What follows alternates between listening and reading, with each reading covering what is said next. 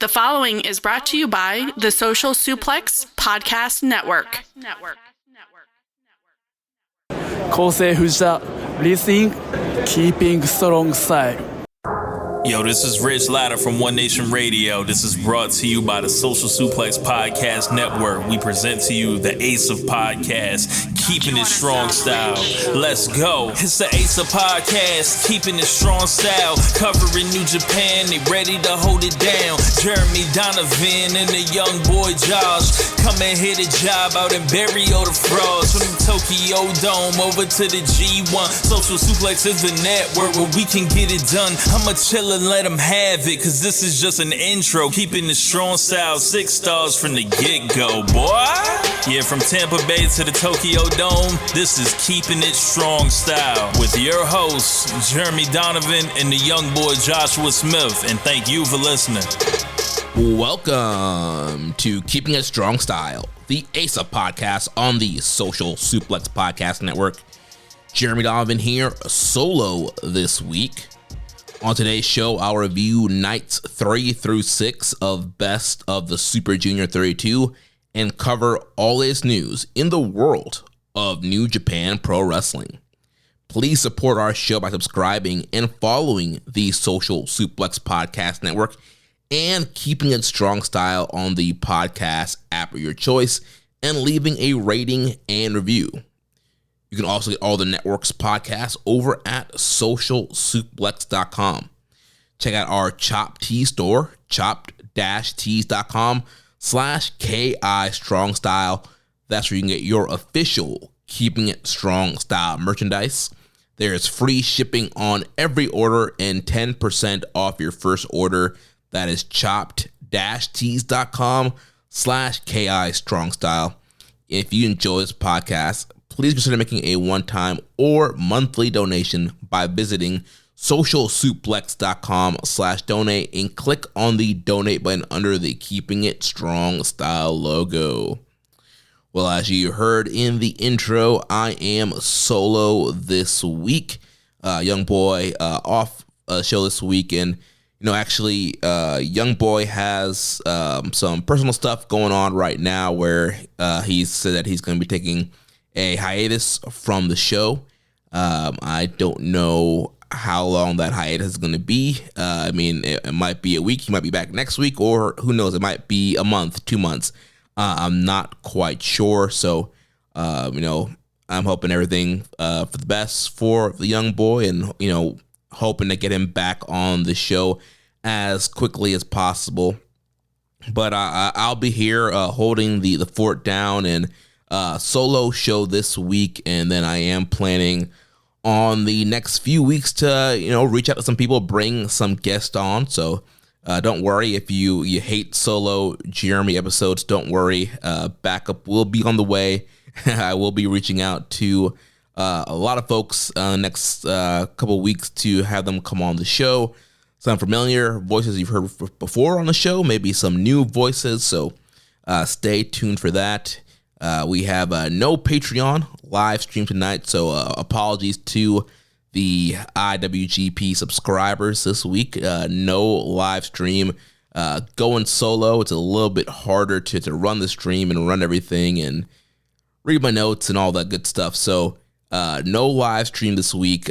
We should be back with a live stream next week with a guest, so please be patient with us there. And a couple other things I want to plug before we get into today's reviews. So issue number 4 of the Social Suplex newsletter dropped this weekend. So go ahead and check that out. If you have not already checked out the newsletter, there is a lot of great content in there for free.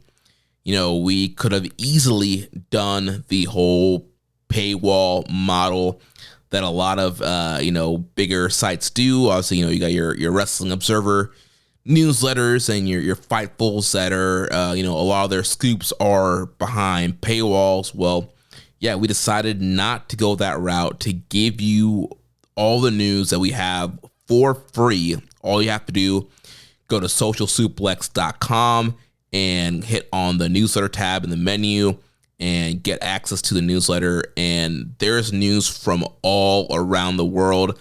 This is not just your cookie cutter, hey, we're gonna cover, WWE, AEW, or we're just gonna aggregate a bunch of stuff and throw it in a newsletter. Like, no, this is all original content, exclusive news, and there's so much good stuff in there. I've been getting a ton of stuff just from the New Japan section. If you click on the Asia and Oceania section, within there, you get the New Japan section and a ton of news that's always in there. This comes out bi-weekly, so a ton of New Japan news in there that I'll be sharing later on in the show in the news section here. But yeah, it's so great. And like I said, it's worldwide. They're covering and reviewing promotions from Europe, Africa, Asia, all over the world, North, South America. There's a lot of really deep coverage in there. So if you want to learn more about some of the least covered promotions or less covered promotions, pick a section, pick a region, and read some of the reviews. There's a lot of great features in there. So writers kind of sharing their opinion pieces and, previewing and booking things, fantasy booking. There's a retro section there. So if you love wrestling history, there's a retro section in the newsletter that goes back and reviews and discusses old shows. There's so much great stuff in the newsletter, and you can subscribe to it, and it will get emailed to you once a new newsletter is published, or, follow us on social media at Social Suplex on X and Blue Sky and Facebook. And, we drop the links there as well. But, really shout out to Trish and Tim Hunter. They are, the backbones of the newsletter, and they put a lot of work into getting that all put together and developing it. And I think it's a really great product. And now we just need to continue to get it out to the masses. So if you haven't already, please go ahead and check out the Social Suplex newsletter, and you can subscribe, you can donate. Anything you donate will go back into the newsletter to help us pay the content providers that are, the writers that are joining the newsletter. So if you have a few bucks to share and you like the newsletter, go ahead and hit that donate button there that's on the newsletter page. And then one other thing that I want to plug is our merch. I know I say it in the intro every week, and I feel like it can kind of get, glossed over, but I really do want to plug just how great our merch is over at Chop Tees. And shout out to Dickie Bird and everybody over there at Chop Tees, and just all the work that Dickie did in getting up the merch for us. And I think our merch looks really, really great. And if you haven't checked it out yet, go head over to chop-tees.com/KI Strong Style. Give it a look and, grab some merch. Really great stuff there. And I know there are a lot of issues now with the tariffs and business in Australia where Chop Tees is host. So that could affect future merchandising. So go ahead and grab it while it's available. Hit up chop-tees.com/KI Strong Style. Get some Keeping It Strong Style merchandise. All right, well, enough shilling. Let's jump into the best of a Super Junior review for this week. So, like I said, I'm covering nights 3, 4, 5, and 6, 4 double block nights. So both A and B blocks right now are very tight and competitive.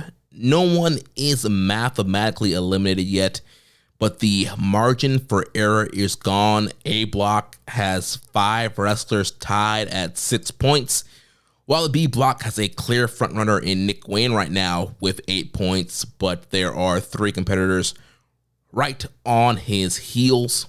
So let's dive into A block first, where the race to the top has become a 5-way deadlock. So I'm going to start off with Robbie X, Mr. Extreme. He is 3-2 with 6 points. So Robbie X on night 30 came out the gates hot, defeating Kushida in 8 minutes and 51 seconds. Then on night 4, another win over Yoshinobu Kanemaru in 4 minutes and 12 seconds.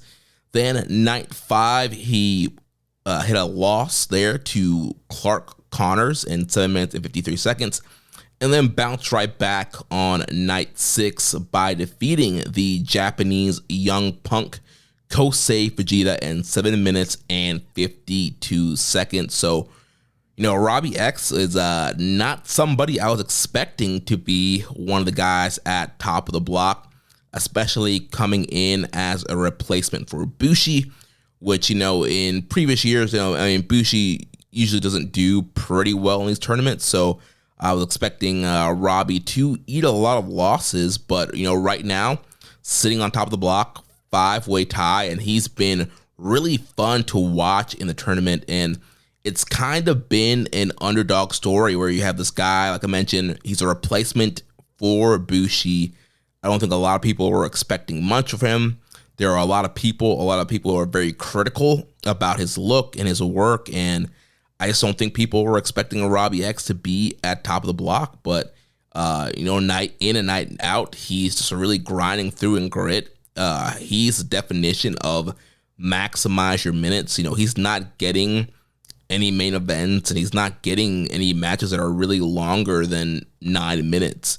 He's getting, 8, 4, 5, 7 minutes out there, and his matches are a quick sprint, bang, bang, bang. He's going out there, he's doing all his high fly, flippy stuff, and I think he looks great. He's a very dynamic worker. I love the match that he had with Kosei Fujita on night 6, and that match was a war and a big striking battle there with Fujita, and beat one of the guys that I think people have circled as a potential winner in the tournament. So Robbie X looking really, really good to start the tournament out. He's showcasing the stamina, really smart striking game mixed in with some of the Bullet Club tactics of, raking the eyes and biting. But, he's not doing any of the House of Torture stuff where there's a ton of ref bumps and all that kind of stuff. So Robbie X has been very fun to watch. Now, I don't think that Robbie is going to be sitting in this spot for much longer. So they do have 4 shows coming up in the next week, and 2 of those shows are double block, and one show's the A block show, one show's the B block show. So each guy's going to have 3 matches in next week's time before we come back to record. So yeah, I don't think Robbie is going to stay here at the top of the block. I do think he's going to probably eat at least 2 losses coming up next week, and I can see him settling in probably 5-4, if not 4-5, by the time the thing is over. But I expect him to have some really great performances. He has a little bit of momentum right now after bouncing back from the loss to Ninja Mac, and then picking up those 2 back-to-back wins, and then bouncing back from the loss to Clark Connors. He's looking really good, and momentum is on his side, but I don't know if that's going to carry through the rest of the tournament. But like I mentioned, big wins over Fujita, who's a favorite, and also over Kushida, who was a former tournament winner in 2015 and 2017. So we'll see how Robbie X performs coming down this week. But as of right now, one of the guys sitting on top of the A block with 6 points. The next guy I'll talk about is the time splitter, Kushida.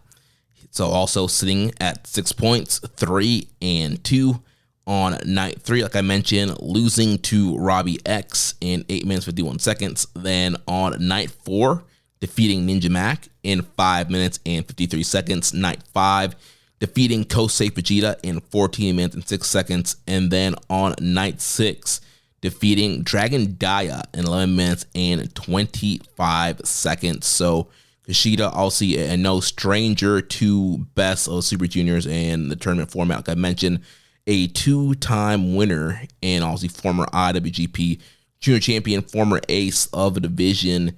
And Kushida came in this tournament, started off really slow. He ate 2 losses in the opening of the tournament. So that opening weekend, losing to his rival Hiromu Takahashi And then here on night 3, dropping that upset loss to Robbie X. But Kushida did not stay down for long, reeled off 3 wins in a row over Ninja Mac, Kosei Vegeta, and Dragon Dia to get himself back up the block in this 5-way tie with guys here in A block. And Kushida's had a really good week. I know a lot of people really love and are talking about the Kosei Vegeta match that happened on night 5. In this matchup, Vegeta came out in the MMA style shorts, no boots, no knee pads, came out like a shooter.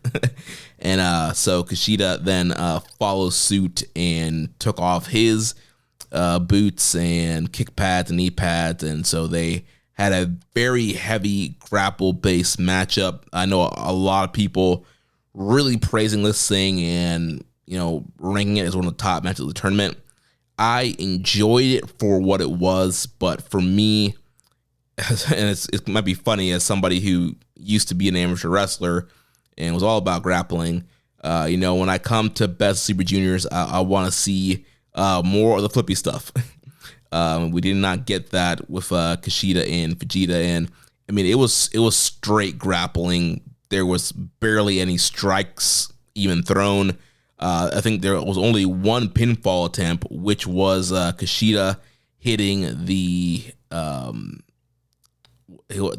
his finisher called? The Back to the Future, that small package driver, hitting that on Vegeta to get the win.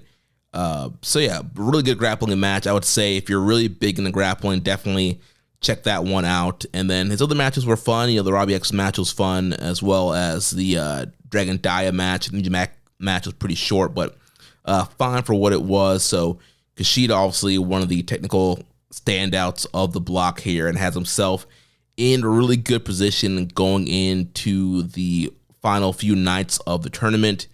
Now, where he's sitting, I don't think that Kushida's... I kind of see him in the same light as Robbie X, where I don't think Kushida's going to get a ton of wins in this next week. And I know that with his past experience, he's always going to be a threat to be a potential finalist. But just the way that they've used him the last few years, it doesn't seem like they really have a ton of interest in doing anything with him on the top of the junior division.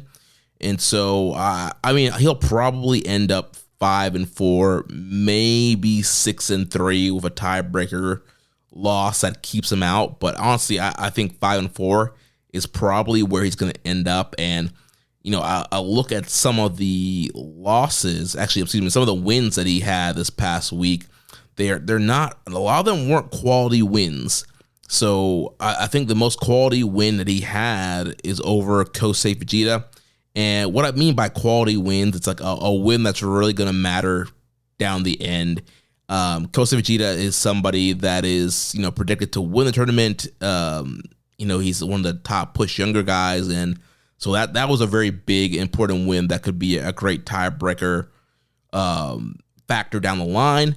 But then when you look at a guy like Ninja Mac, and we'll talk more about him, he's just getting his feet wet into New Japan, not pushed super hard.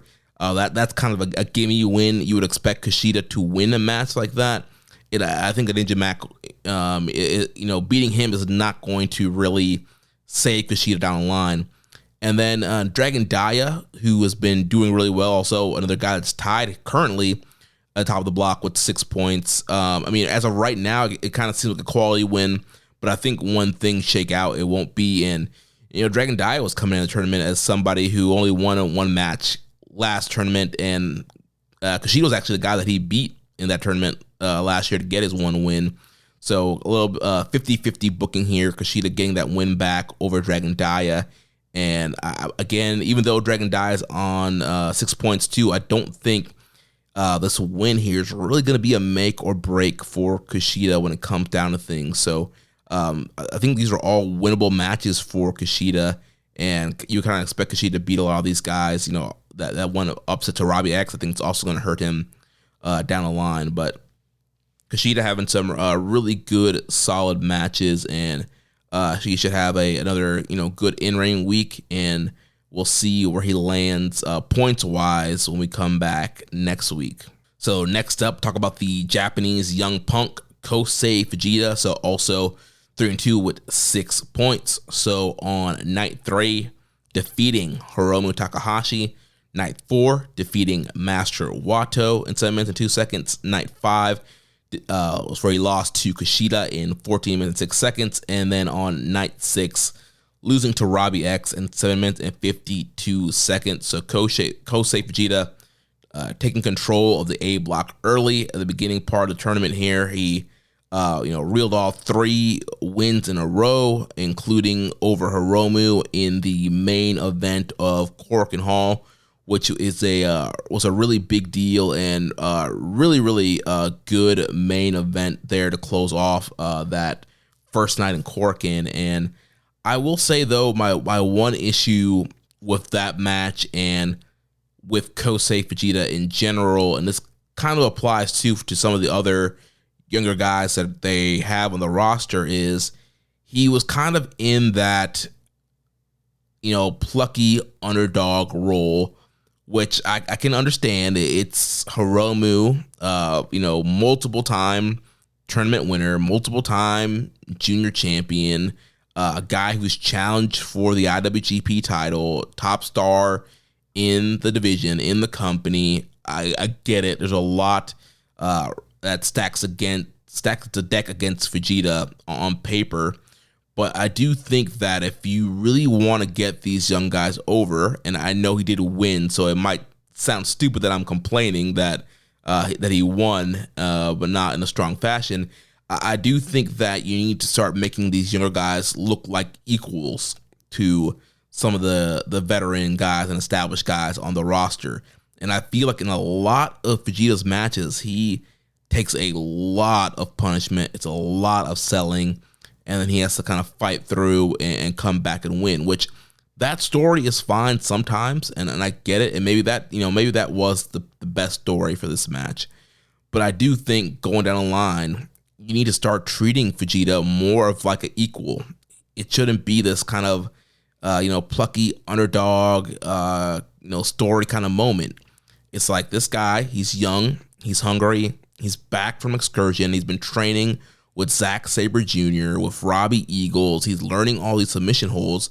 I think they should, push him a little bit harder in his matches. And again, I know he's, started off the tournament 3-0. He had a lot of big wins, beat Hiromu in a main event, but I would like to see him be a little bit more dominant, because I do think the whole underdog thing can backfire sometimes, because then you just see a guy as, getting lucky in his wins. You don't see him as oh wow, he was actually on that guy's level and beat him.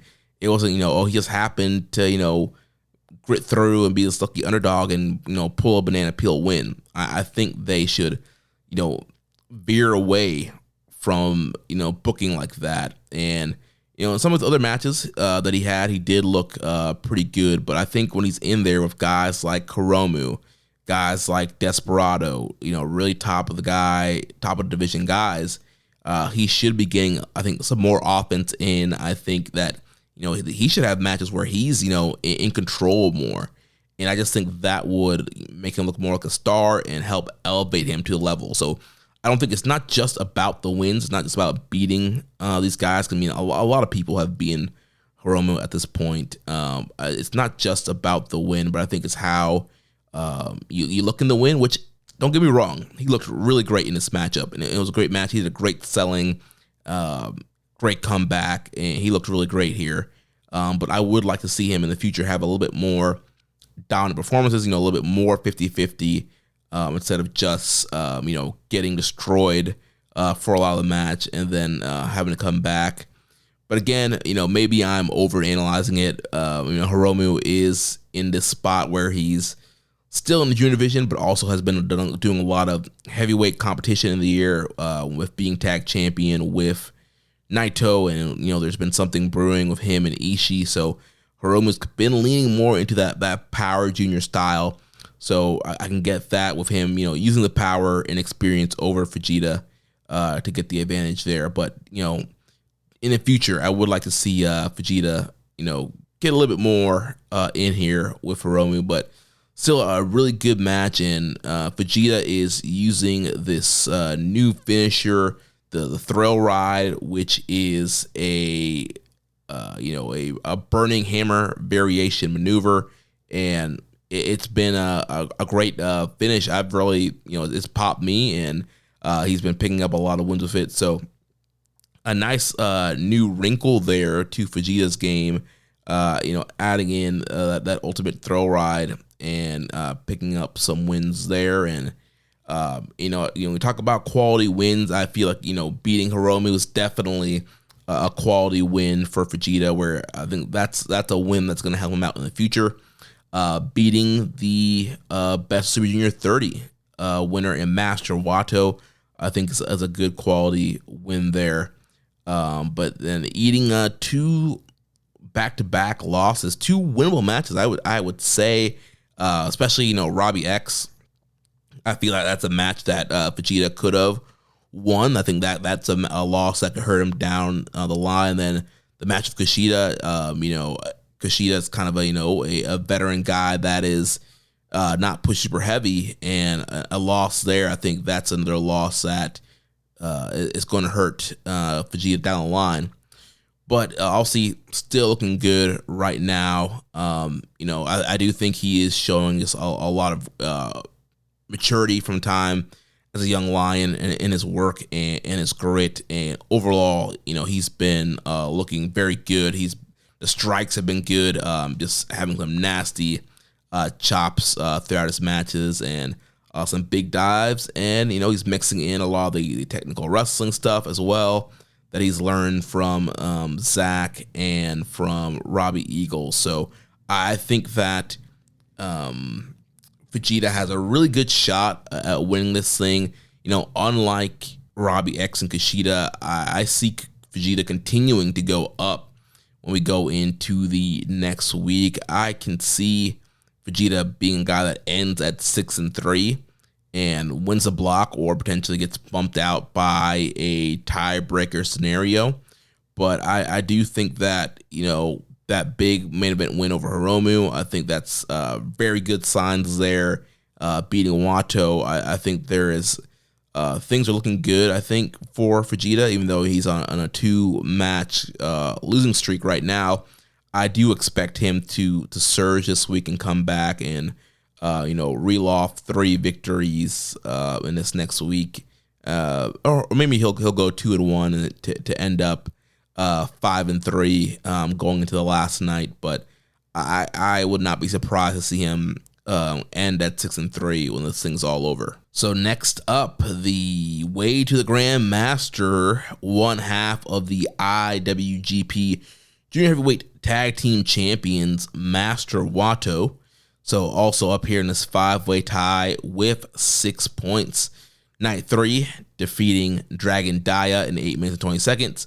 Night 4, dropping to Kosei Vegeta in 7 minutes and 2 seconds. Night 5, defeating Ninja Mac in 7 minutes and 5 seconds. And then on night 6, he defeated Francesco Akira in 12 minutes and 10 seconds. So Wato, he had a rocky start to the tournament, and eating a loss during the opening weekend and then losing to Vegeta during this past week of action here, but was still able to get 3 wins here, and a big upset, maybe not an upset, but a really big win over Akira on night 6, who I think Akira is another favorite for the tournament, and then picking up wins over Ninja Mac and Dragon Dia.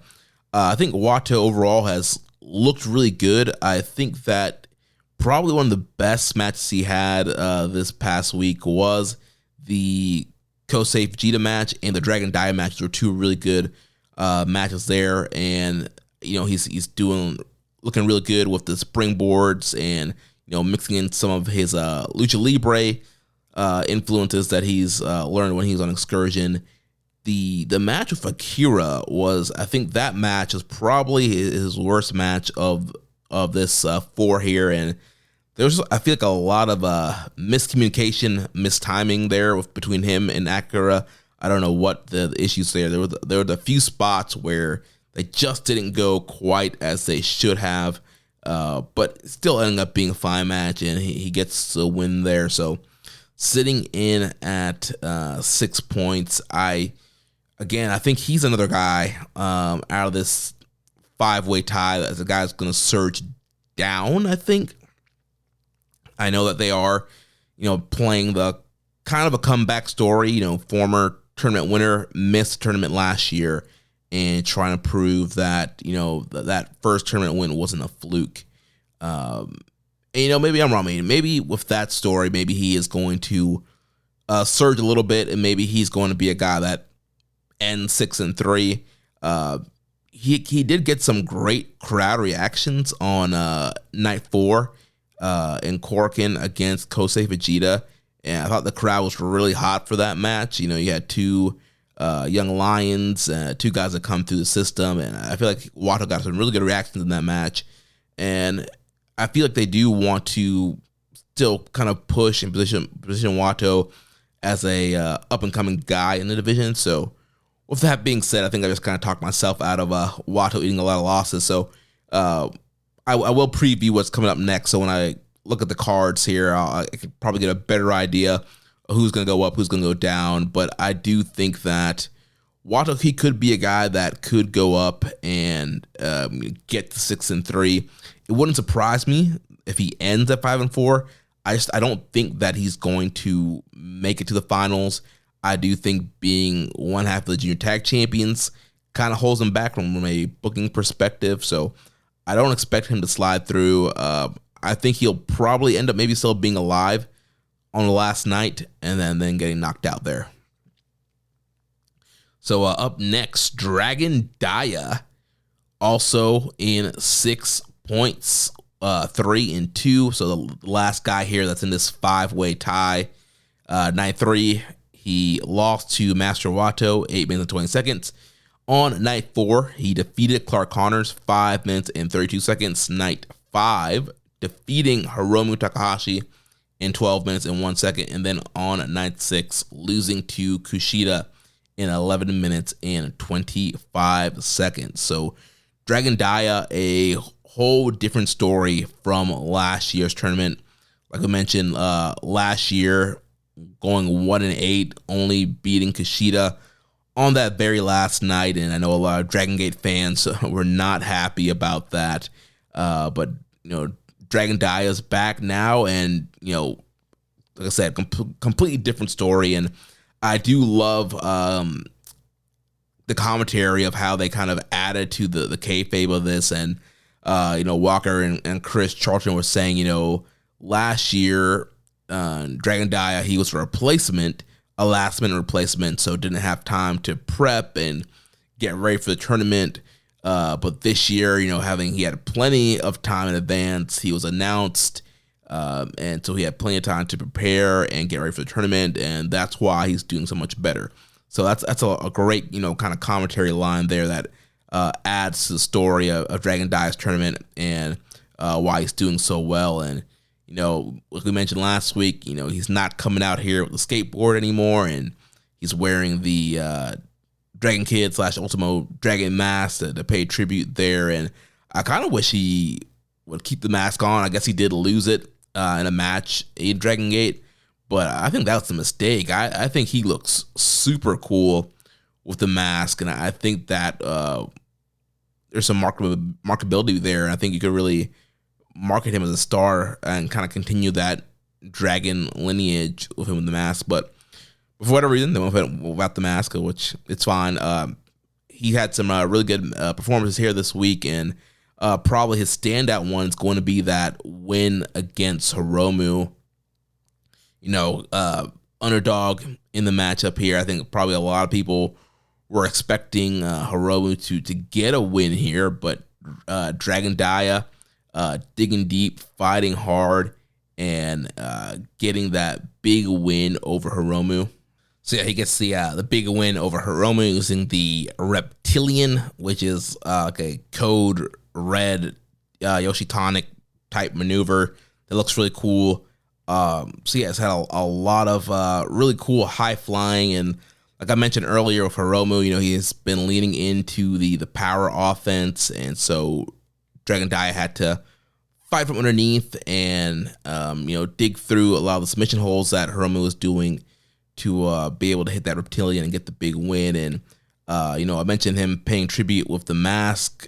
Dragon Dia has also been hitting big Asai moonsaults and Asai DDTs, two signature maneuvers of Ultimo Dragon, and he's been hitting them flush every night, especially that Asai moonsault to the outside.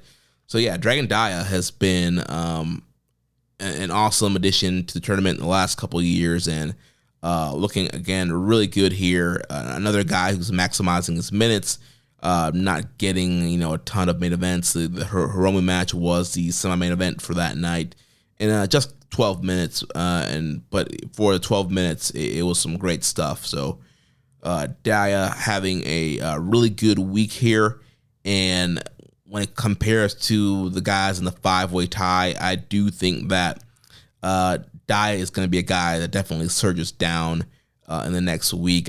Started off hot. I'll see, way better than last year's total, and I think he's going to end the tournament in a good spot. I could see him ending 4-5, 5-4. I think would be a really good spot for him to land with 8 or 10 points. But yeah, out of those 5 guys that are in first place, Dragon Dia, Master Wato, Kosei Vegeta, Kushida, and Robbie X, I think Robbie X and Kushida and Dia are the guys that are probably going to trend down, while Vegeta and Wato will be the two to probably trend up in the next set of matches. So next up, Yoshinobu Kanemaru, who has 4 points, 2 wins, and 3 losses. Uncle Nobu defeated Clark Connors on night 3 by countout in 3 minutes and 47 seconds. On night 4, losing to Robbie X in 4 minutes and 12 seconds. Night 5, defeating Francesco Akira in 6 minutes and 56 seconds. And then on night 6, he lost to Ninja Mac in 2 minutes and 6 seconds. So you can see here that Kanemaru is here for a good time, not a long time. A lot of his matches in that 3.5 to 7 minute range, not getting a ton of time out there. And a lot of his matches, it's a lot of shenanigans, which is kind of what you expect from House of Torture, especially Kanemaru in these tournaments. Like, he's not here for the flips. He's not here for the 5-star matches. He's trying to get in and out. He's trying to use his veteran skills to get some quick, fast roll ups, some quick wins.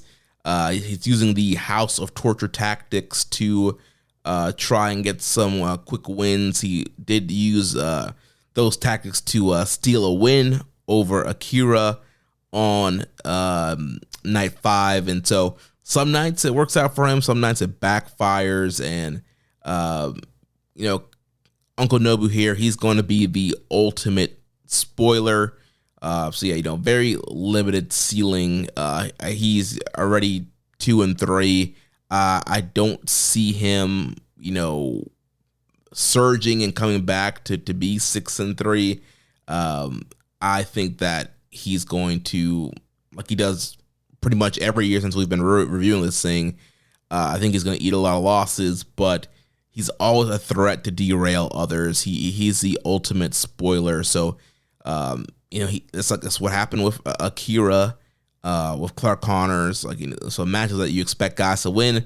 Uncle Nobu, he's going to, pull one on them, and he's going to get some sneaky wins. And I know Rocky likes to call himself the king of sneaky style, but if there's a prince, it would be Kanemaru here. So we'll see what happens this coming up week for him, but I expect that he's going to be probably pulling some upsets, some spoilers, and really knocking people off of their game and keeping them out of contention from winning the tournament. Next up, also with 4 points, 2-3, 100 proof, Clark Connors on night 3, losing to Yoshinobu Kanemaru in 3 minutes and 47 seconds, we just talked about there. Night 4, losing to Dragon Dia, 5 minutes and 32 seconds. Night 5, defeating Bullet Club War Dog stablemate Robbie X in 7 minutes and 53 seconds. Then on night 6, he lost to Hiromu Takahashi in 20 minutes and 3 seconds in that big main event there. So Clark has not had the best tournament kayfabe-wise, and even in-ring-wise, it hasn't really been a great tournament for Clark.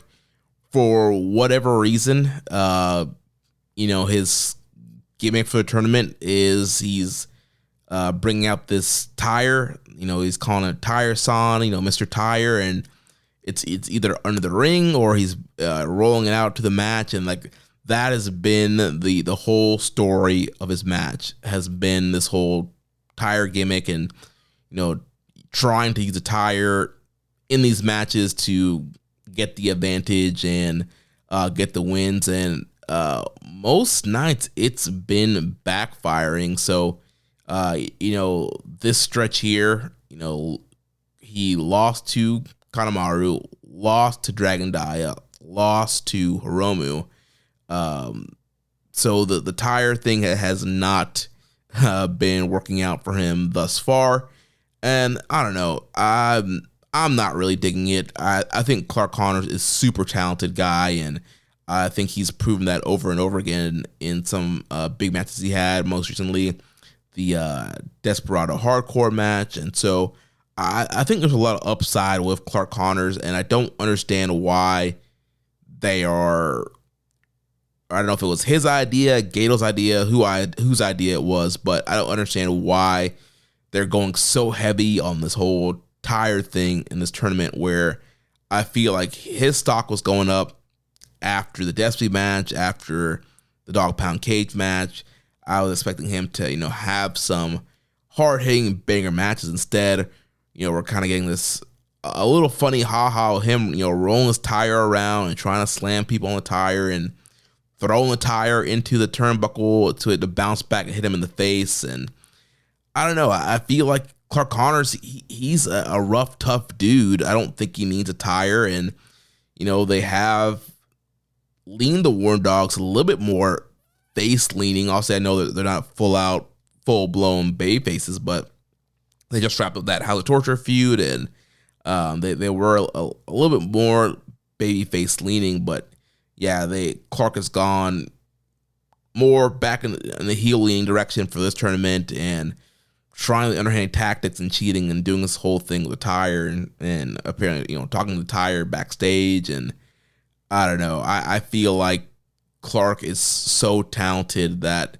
there could have been a better story in this tournament for him than him having to roll around this tire. And all throughout the Hiromu match, he was trying to use the tire, and Red Shoes refusing to count pinfalls for him, and again the tire backfires on him there, and he lost the match to Hiromu. And that's another thing for me. It's like, clearly the tire is a foreign weapon. It's not allowed. So night in, night out, he's using it on the outside, not getting disqualified. It somehow sometimes gets in the ring and people are getting slammed on it. And I'm just like, I don't get it. Why are we allowing this when it's clearly a disqualification? Why is he not getting disqualified? Why is this tire not banned from being brought to ringside? How's it getting under the ring some nights? I don't know. I don't get it. But I'm not really here for the tire son business. And I know people think it's funny and are enjoying it. And, in the Hiromu match, I think it got some, funny reactions. But I don't know. I think Clark, there's more that can be done with him than kind of hiding him under a gimmick. I think that they're kind of missing the boat with him by kind of just, sticking him with this thing, and him having to do this the whole tournament.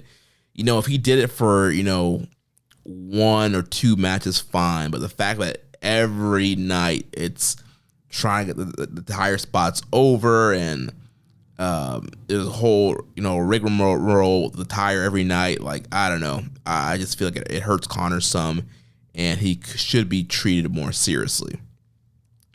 And in this next week, he's not officially eliminated yet, but he's going to have to rally back pretty hard if he wants any shot of winning this tournament. So he would have to win out his next 4, and be at 6-3 and hope to have the right tiebreakers. So Dragon Dia, he can't. If he got a tiebreaker there with Dragon Dia, Dragon Dia would have the tiebreak over him. So he would need to hope that a guy like Dragon Dia, or a guy like Hiromu who could potentially surge, he needs those guys to lose out this week, and then he needs to drop the tire stuff and try to get some wins if he has any hopes of getting to the finals of this tournament. Next up, Francesco Akira, who's currently sitting at 2 wins, 3 losses, 4 points. Akira on night 3, defeating Ninja Mac in 4 minutes and 41 seconds. Night 4, defeating Hiromu Takahashi, 18 minutes, 17 seconds. Night 5, defeating he lost to Yoshinobu Kanemaru on night 5, and then on night 6 he lost to Master Wato in 12 minutes and 10 seconds. So Akira, from a in-ring perspective, I think he's been having a really great tournament. I think he's one of the standouts when it comes bell to bell, one of the most exciting wrestlers to watch in this tournament for me. One of my favorites to win the tournament.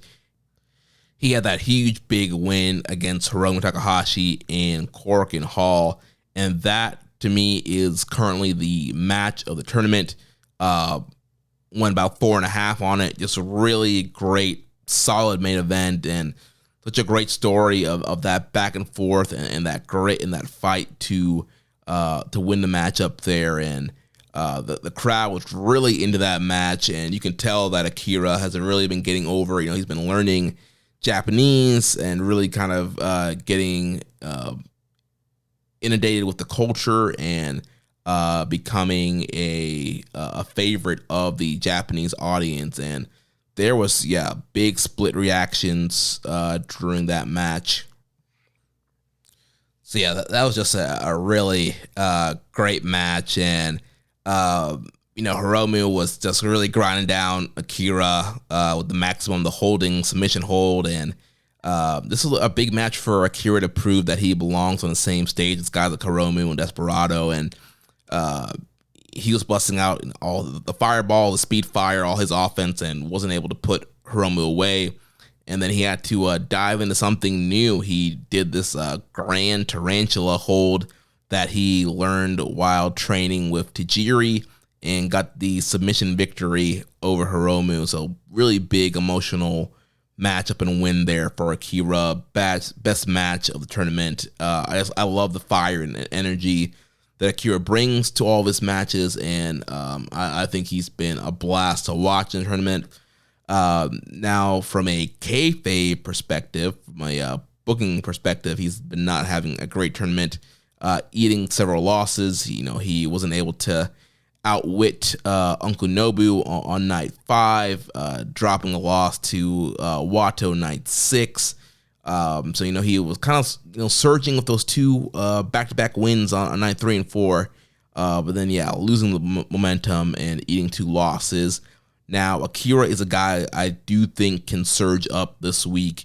I think that they're kind of doing the typical somebody that we think is a favorite is going to lose a lot at first, and then he's going to come back and hit some wins towards the end of the tournament. So again, guys that are 2 and 3, like guys like Connors and Akira, these guys are not fully out yet, and I think it's going to be a very big make or break week for people.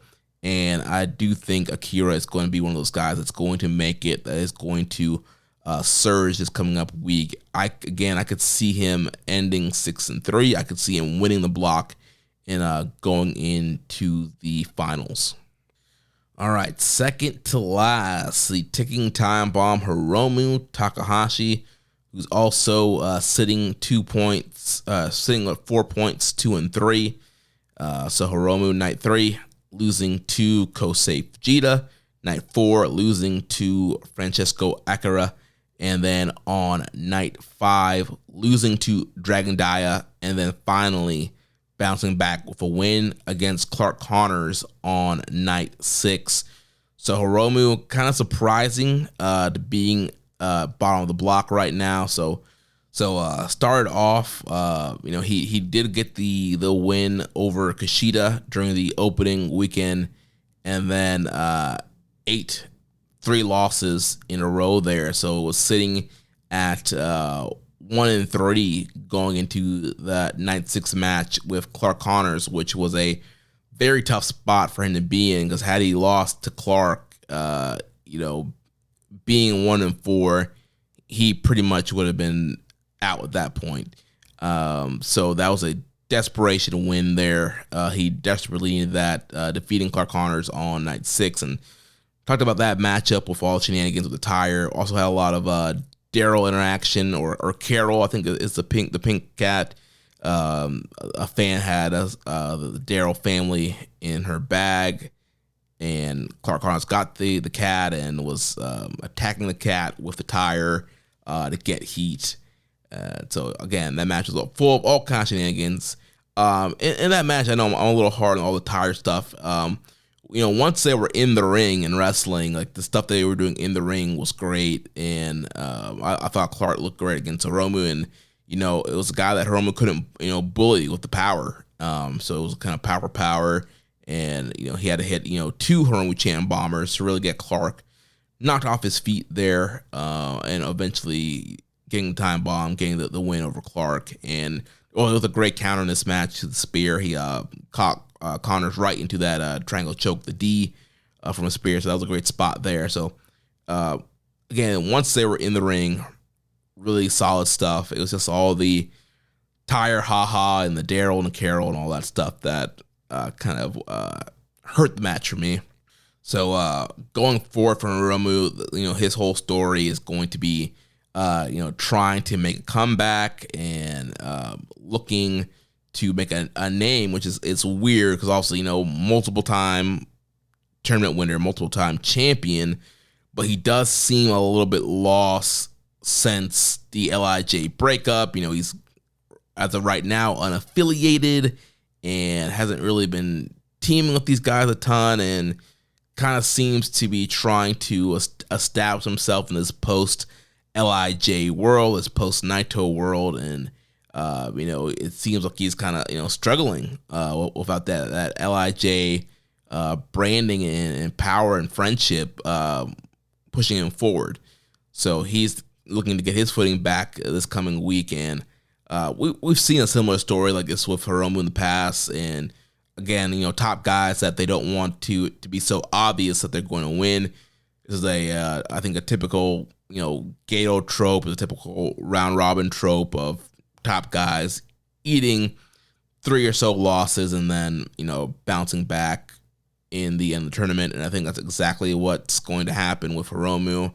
I think that him, again, like I mentioned earlier, he's doing a lot of the open weight stuff, and so kind of trying to be more of a power junior. And I think you want him to look strong leaving this tournament, because I do think putting him in the G1 this year makes a ton of sense. And we've been saying on the show for a while now, it makes sense to use him more in the heavyweight division. He is a top star, and to really capitalize on his star power while you can, especially with so many stars leaving, I think it would be very wise to push Hiromu in the heavyweight division.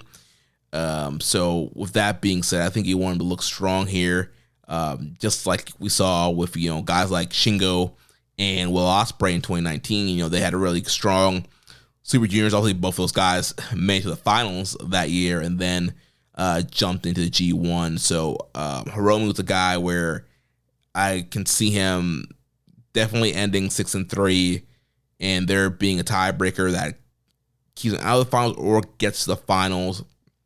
From all the domestic talent. If you're going to put in one domestic guy from this block, I think that Hiromu is probably the guy that has the strongest chances, probably followed by Kosei Fujita. But I think Hiromu, in a world where we're trying to sell tickets and get people in the door, I think Hiromu being in the finals could make a ton of sense, going up against somebody coming out of the B block.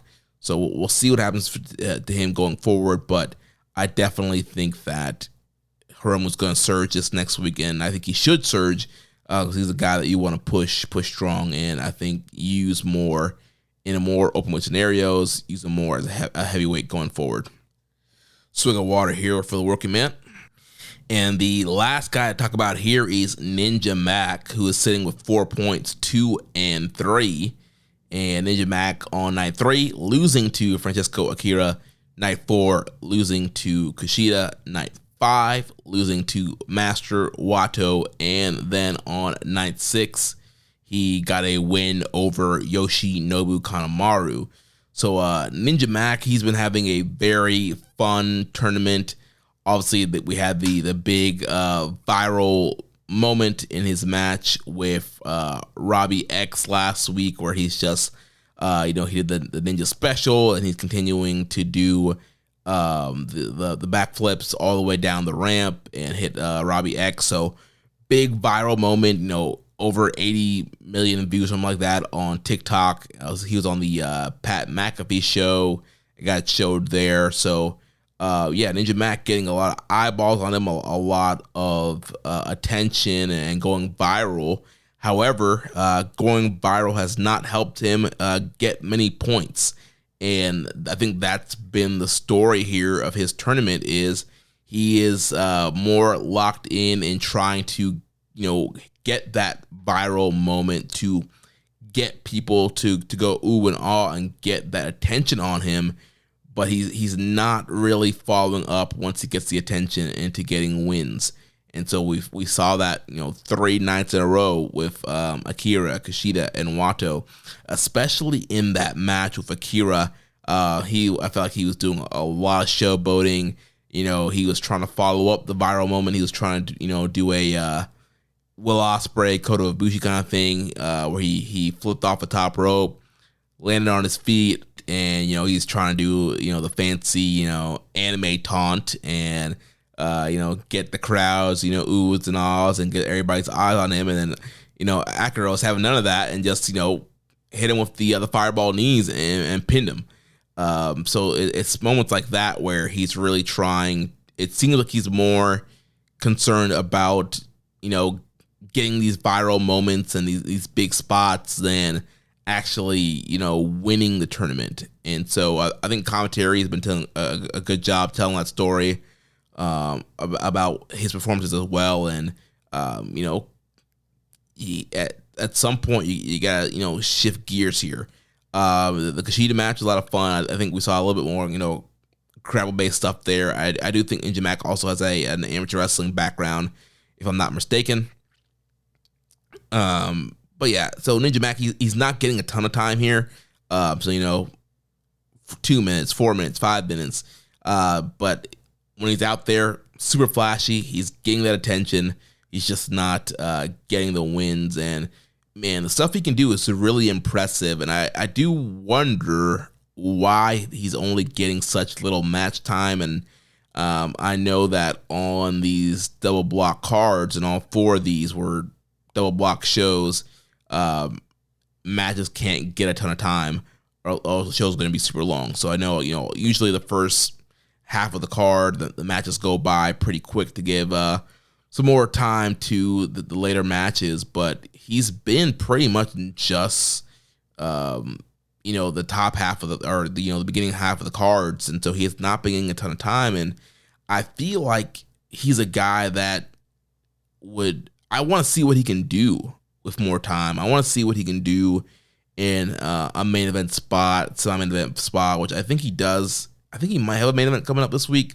We'll take a look once we get into the schedule, but I would like to see what he looks like in a big match situation where it's a main event, a semi-main event, or he's in there for a top star, and he has to go, 12, 15 minutes. I want to see what Ninja Mac does in that situation. Because, obviously, the guy is super talented. I think he's great. First time I ever saw him was here in Ybor, Florida, during the pandemic WrestleMania weekend, where all the shows were outside in Ybor, and it was some random midnight show that we were at, and it's midnight in the middle of Ybor, and Ninja Mac's just out there, doing Phoenix splashes and flipping all over the place, and looking super impressive. And since then, since 2020, I've been locked in on this guy and watching what he's been doing, because it's just been super entertaining. But I would like to see them, let this guy really show out. And yeah, he got his viral moment, with Robbie X there, but I want to see, we got the views. I want to see the stars. Where the stars at? Give this guy some time. Let him go out there and have a really, really great match people can talk about, and not just, a 30-second clip. So, and, unfortunately for Ninja Mac, I don't really see him making a huge surge in this next week. I think that he could potentially wind up, if he's lucky, I think he could end up at 5-4, but I think he's probably going to be a 4-5 guy, maybe even a 3-6 guy. He might get one more win, and then I could see him eating 3 more losses. But he'll look spectacular doing it, though.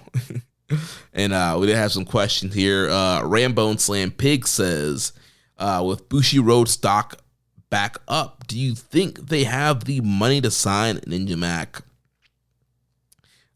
Maybe. I think even without the stock going up, their payroll freed up with Naito and Bushi, and you could, why not?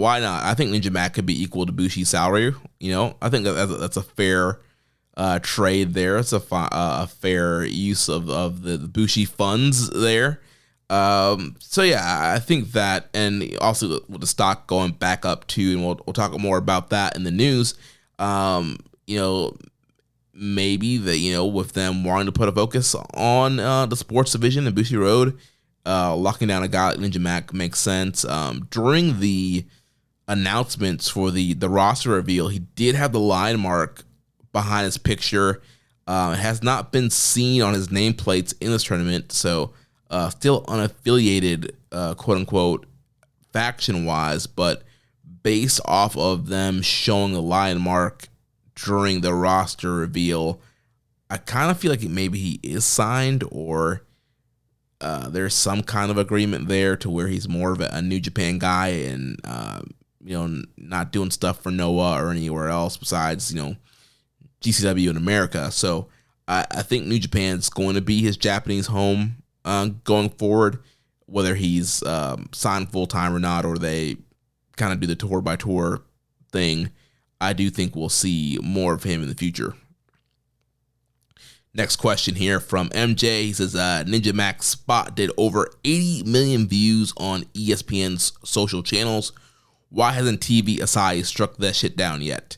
Yeah, good question. I'm wondering why that was able to slide. TV Asahi don't care. They strike anything down, but I don't know. I guess somebody must have smartened them up and said, this is actually good for us that people are sharing our product over and over again, and there are millions of people that are watching this.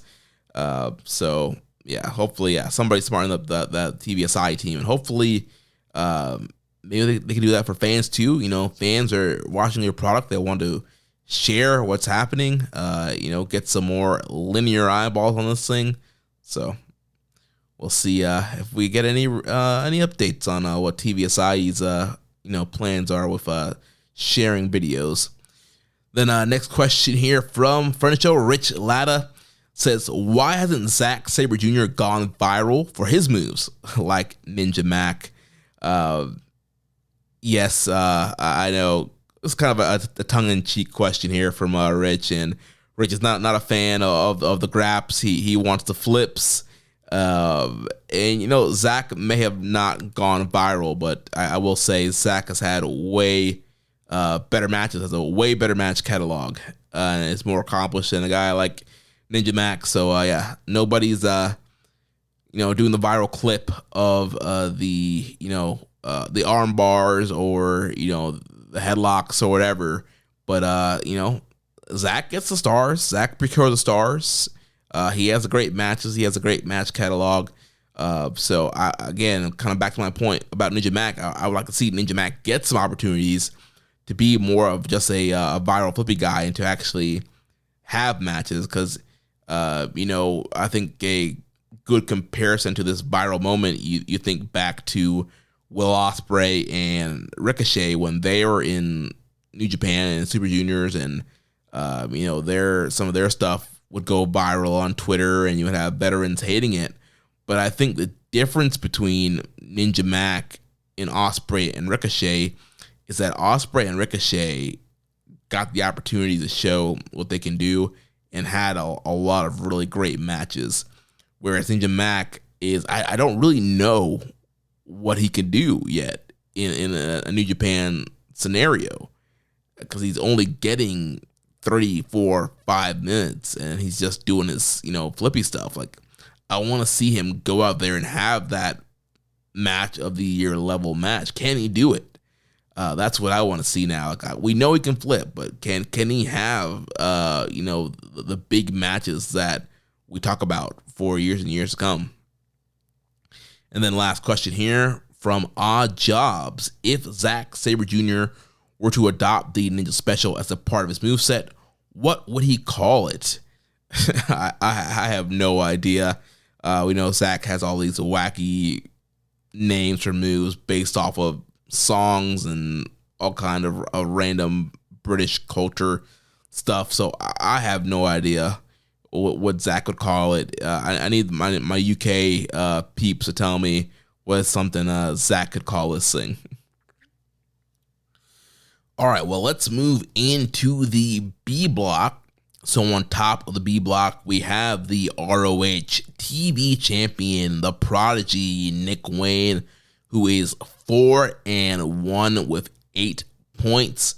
So on night 3, defeating El Desperado in 15 minutes and 1 second. Night 4, defeating Robbie Eagles, 8 minutes and 12 seconds.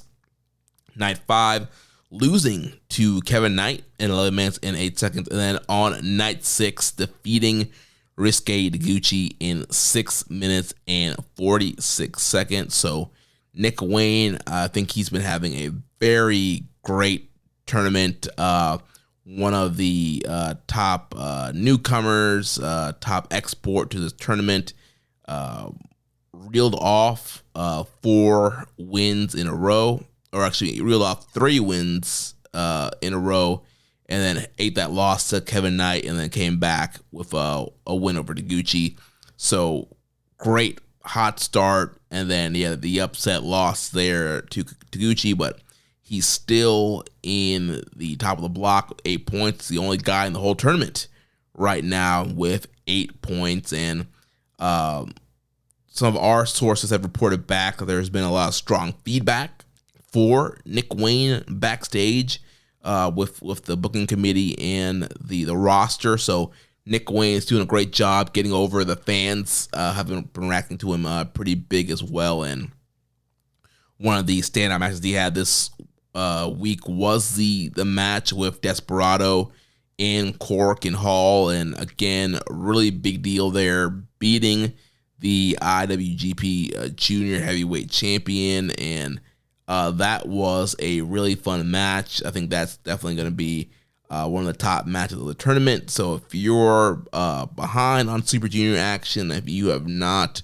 been watching, I think you definitely want to check out the Ninja Mac Desperado match. I thought Nick did a great job in selling, Despy working over the leg to look for the numero dos and fighting through all Desperado's offense.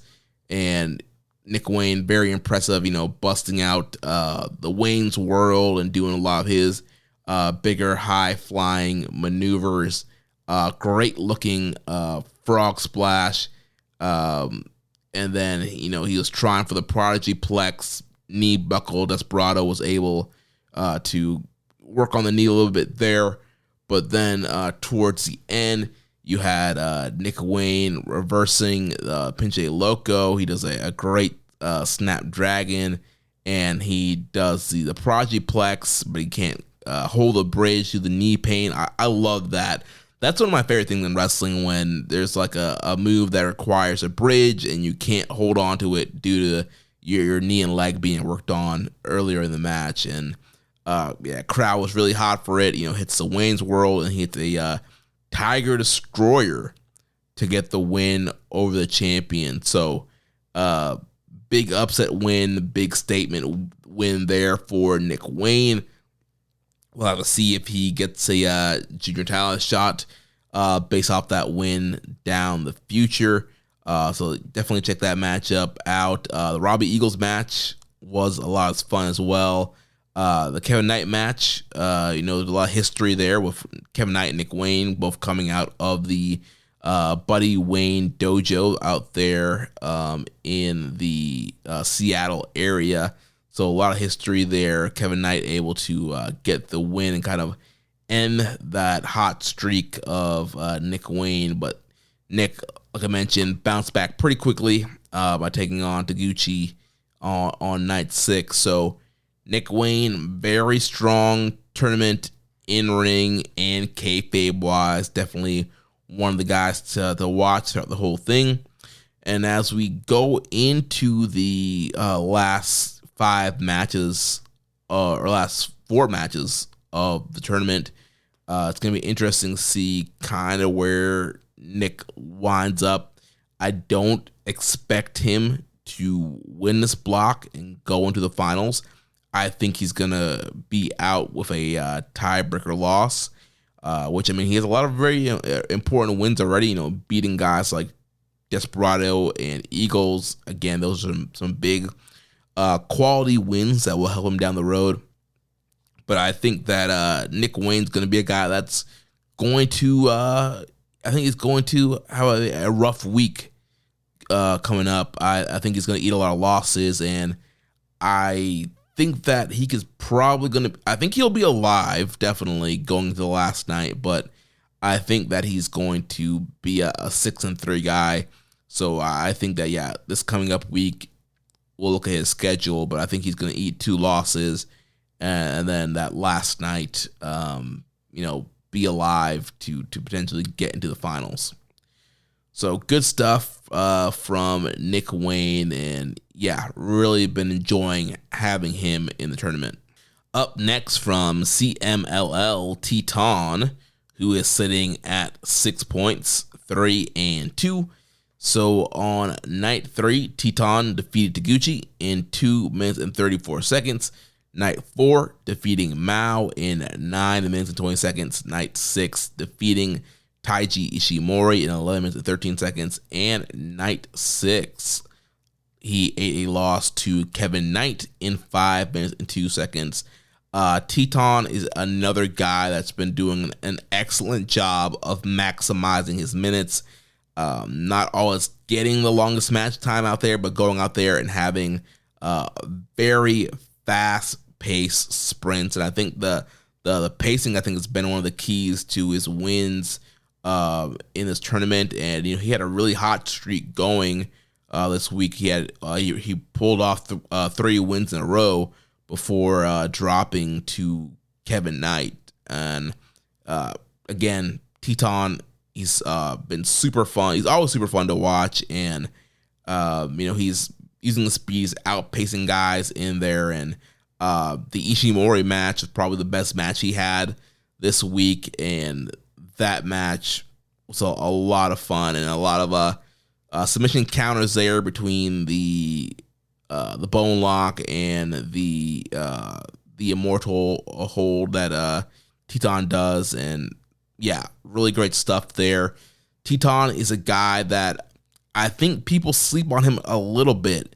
And, in previous years, he was a guy that came in ate a lot of pinfalls, but I think a lot's changed since, he was in the finals with Watto a couple years ago in BOSJ 30. And, recently being a part of LIJ, being a part of a faction, I think really helped raise the stock of Teton in this tournament and in this division. And I do think he's a guy that I could easily see him winning this block and getting to the finals again. So I think he's a guy that has a high potential to surge this week and pick up some more wins to be alive going into the final night. I also really enjoyed his match with Mao because they are both so fluid moving, and that was another really high-paced, fun matchup to watch. So definitely recommend. The Ishimori match and the Mao matches were great. And then when I talk about the fast pace, the Taguchi match, in which there's been a lot of Taguchi antics in this tournament, it was good for Teton to wrap that one up pretty quickly. And speaking of the funky weapon, Ryusuke Taguchi, so we'll talk about next. He's also tied there with Teton 3-2 with 6 points. And so, a big kind of shocking run here for Taguchi with the loss there to Teton on night 3. On night 4, he defeated Sho in 5 seconds. Night 5, defeating Yo in 6 minutes and 2 seconds. And then night 6, losing to Nick Wayne. So Taguchi, there some nights it's back to big night Taguchi. Other nights it's still pervert Taguchi. We're seeing a lot of Taguchi's butt in this tournament. The whole gimmick where the rope is blurring out his butt as he's wrestling, and it's some people like that. That's I don't know. I can take it or leave it. Actually, I can leave it. I don't really need to see Taguchi's butt every night. But overall, he has been pretty impressive for majority of the tournament. It's interesting to see, we're seeing a lot of the nostalgia run with New Japan, with Goto, and kind of dipping into that here with Taguchi, kind of being on this crazy run here and being 3-2. And when you look at his wins, though, they're not all quality wins. Sho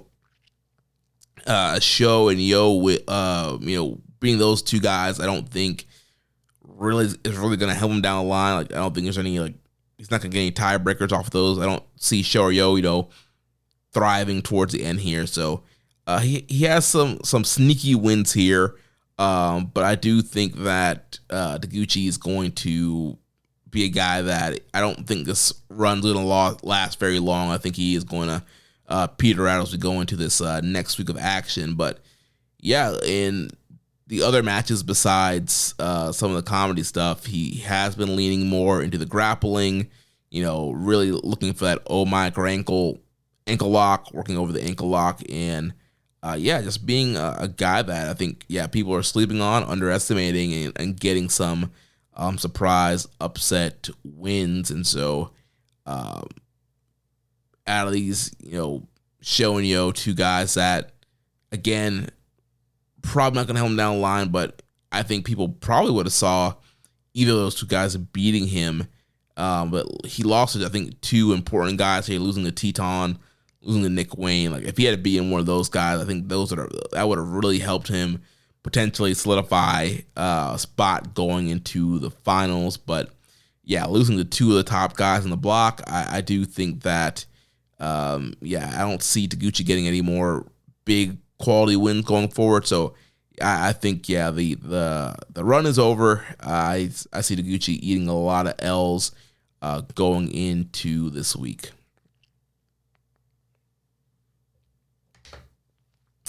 And I have a couple questions here, or at least one question here from MJ, saying the Goto Revolution got Big Gooch going hard in the paint.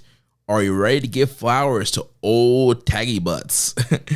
I'll give him half flowers. There, he has been looking good in some of the matches of the tournament.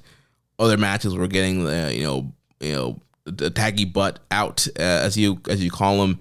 So yeah, he's been good in spots, and it's been interesting to see kind of the story they're telling of the wily veteran trying to get one more run, which also has worked really well with Hiroki Goto. So we'll see if there's any more magic to be captured here with Taguchi, but I don't think so. I think he is going to have a rough week. So next up, the junior champion El Desperado, who's also tied here with 6 points, 3-2. So he he lost to Nick Wayne in night 3, 15 minutes and 1 second. Night 4, losing to Taiji Ishimori in 11 minutes and 51 seconds. Night 5, he defeated Mao, 23 minutes and 31 seconds. And then on night 6, defeating Sho, 12 minutes and 24 seconds. So a good in-ring week here for Desperado, him and Hiromu, with the weight of the main events and semi-main events.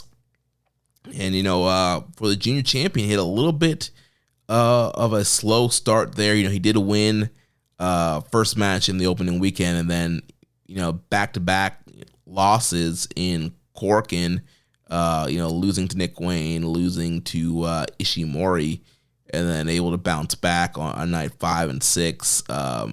Night 5, I think the match a lot of people are talking about with Despy this week, besides the Nick Wayne match, is the match with Mao. And that was a very unique matchup. There were some things I didn't like about it. They had the whole spot where they are fighting on the outside. Red Shoes is, counting to 20. He gets to 19. They're way up the ramp fighting. Mao hits this, leapfrog cutter thing, and on the barrier, and then Red Shoes runs out to check on them to break the count. And I don't know, I'm like, that you're at 19. It hit 20. It should have been a double count out. So that was kind of a weird thing there. And then we had a ref bump where, so one thing that Mao does in his matches, and we'll get to Mao in a second, but he uses the ref to springboard over them into that cutter move that he does. And so he was trying to do that again, but instead of jumping over Red Shoes, I think Despy kind of pushed Red Shoes into the way.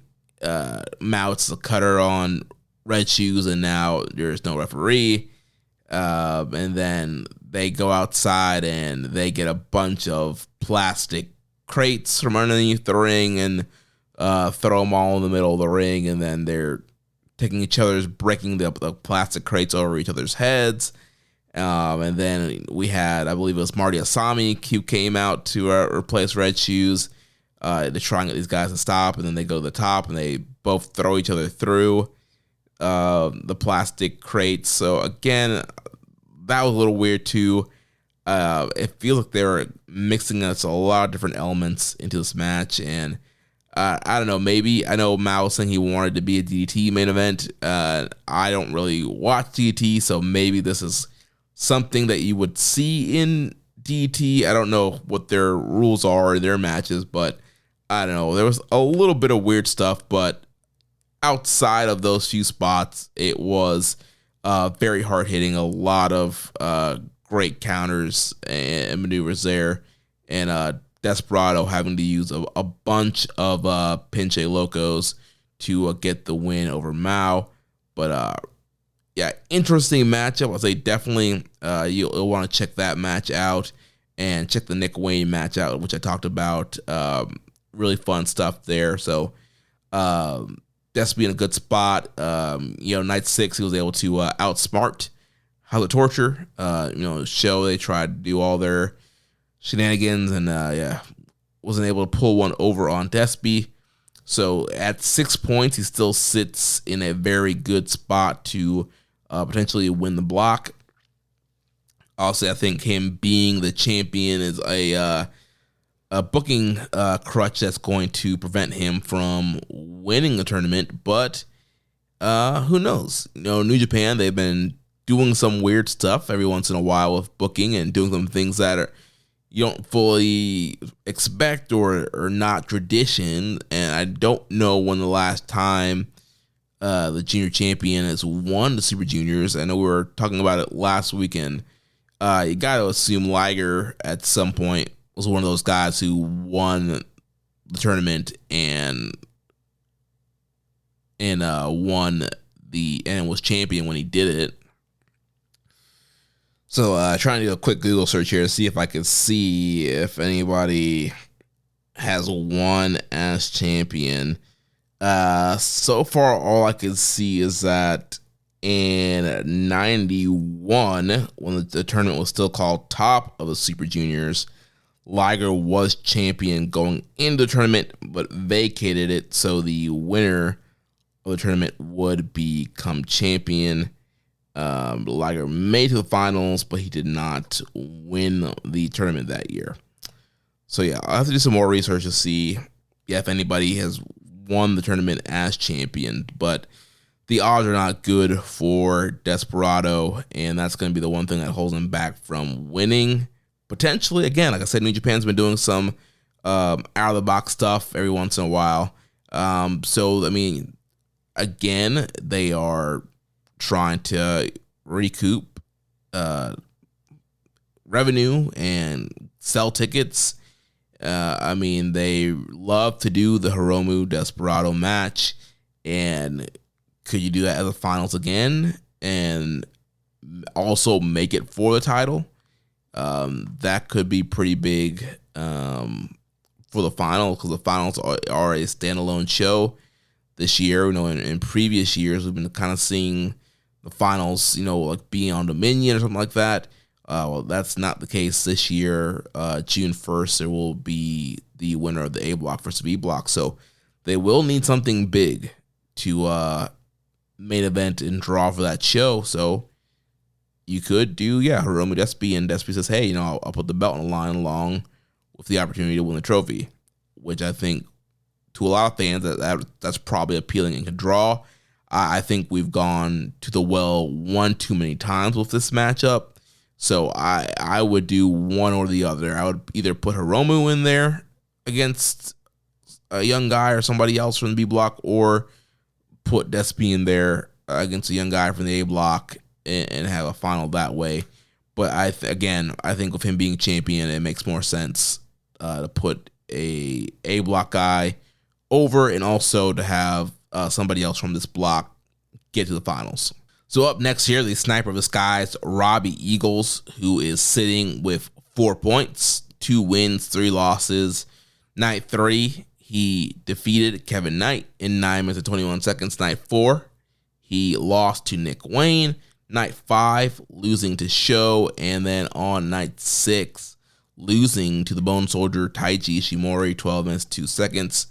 Robbie has been having some really great in-ring showings. I think Robbie's one of the most underrated wrestlers on this roster.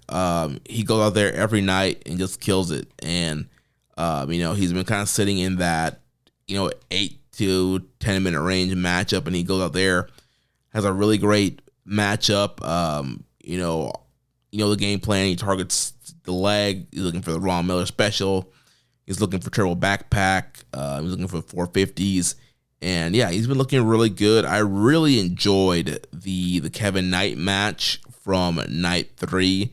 I go like 3.5 on it, but I mean it was 9 minutes, 9 minutes 21 seconds. So for 3.5 in 9 minutes, that's pretty good. I just really enjoyed the chemistry they had there together, and Robbie getting that win there. The Nick Wayne match, again, I would put that in the 3.5, 3.75 range.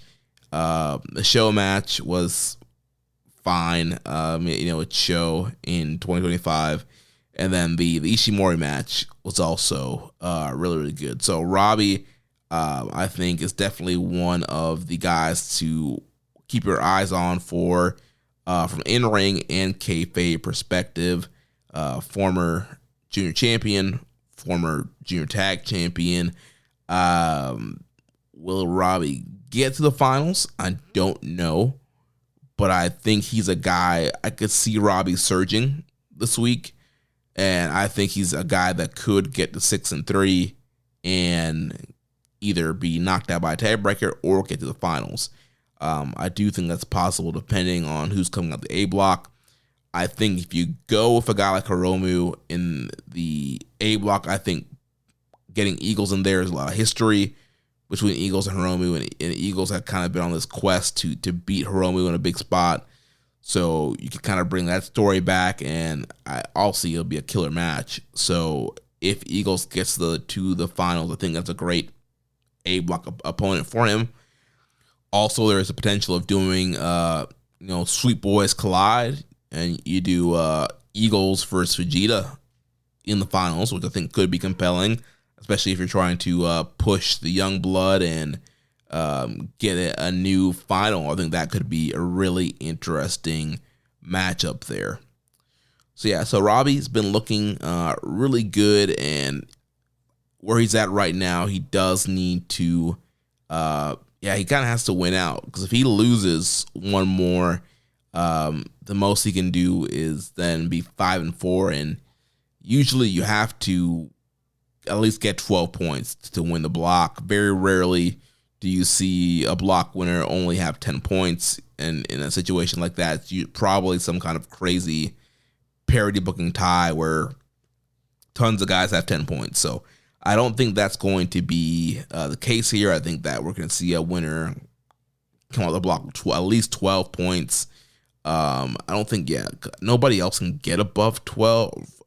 Nick Wayne is the only guy right now that could potentially end with more than 12 if he continues to win. If he wins his next 4 matches, he could end up with a lot of points, but I don't think that's going to happen. But, technically he could end up being, 7-2 and with 14 points if he only eats one more loss, but I don't think that's going to happen.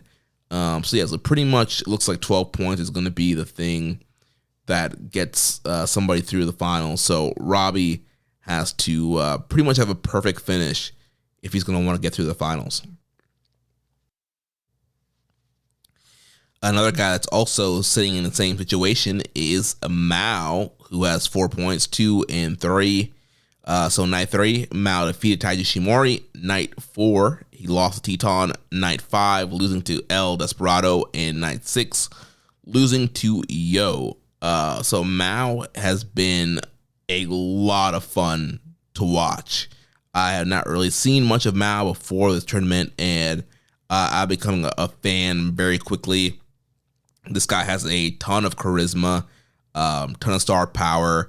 One thing he's been doing that I don't fully know the history on, but he's been doing this thing where he gets hit and he puffs up like a square and gets in the guy's face. And I thought it was just a thing that he was doing to come back at Kevin Knight in their first match, because Kevin Knight has the whole Metasuoi thing with the flex, and so I thought that was just Mao's way of kind of making fun of Kevin Knight. But he's been doing it every night.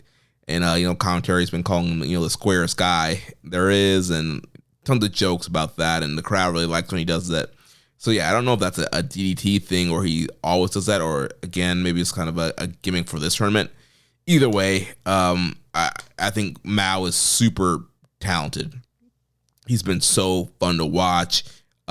Just the way that he moves in and out the ring. He's so smooth. The strikes are devastating. He's out there doing big tope dive flips to the outside. He has just been really energetic. He kind of has this kind of chaotic energy that's been a lot of fun to watch. And I wonder, though, if his downfall has been maybe leaning too much into the DDTism and trying to go all out there. Back to Despy match bringing the plastic crates out there. Maybe that wasn't the best call there. But again, that was still a really fun matchup. And then the Ishimori match on night 3 in Corkin. Oh my gosh, that match was so much fun to watch. Mao with that EI super kick, super devastating.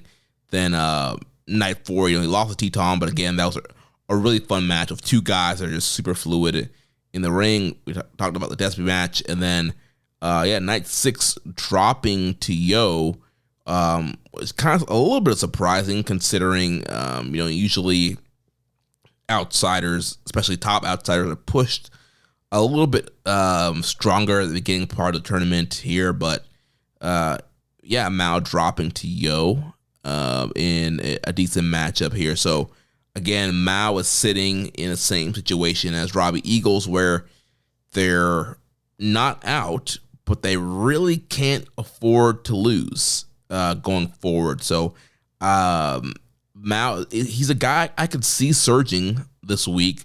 I don't know if he'll get this to 6-3. I think he will probably maybe end up being 5-4, but who knows? He has been connecting with the audience, and maybe they want to do an outsider in the finals. It wouldn't be the first time we've seen that, and I don't know what his overall popularity is across the country, but he gets great reactions every night and seems to be, from what I know, a top guy in DDT. So that might be a unique final to have with Mao in there. And again, you could do something like Mao or Romu, Mao, Vegeta. I think there's a lot of great options you could do with Mao going into the final. So we'll take a look at his week coming up. But yeah, he's going to have to string a lot of wins together to advance. Then also sitting with 4 points is Sho. So night 3, Sho defeated Yo in 10 minutes 59 seconds. Night 4, losing to Gucci in 5 seconds. Night 5, defeating Robbie Eagles 8 minutes 10 seconds. Night 6, losing to El Desperado in 12 minutes 24 seconds. Man, I have no use for showing these tournaments anymore. It's all House of Torture Gaga. He's doing a thing where you got guys, and when they're in Corkin, coming out the hallways to try to attack Yo and Gucci, and you have guys trying to interfere in the matches, and it's just the whole House of Torture shenanigans playbook all the time, and it's just not fun to watch.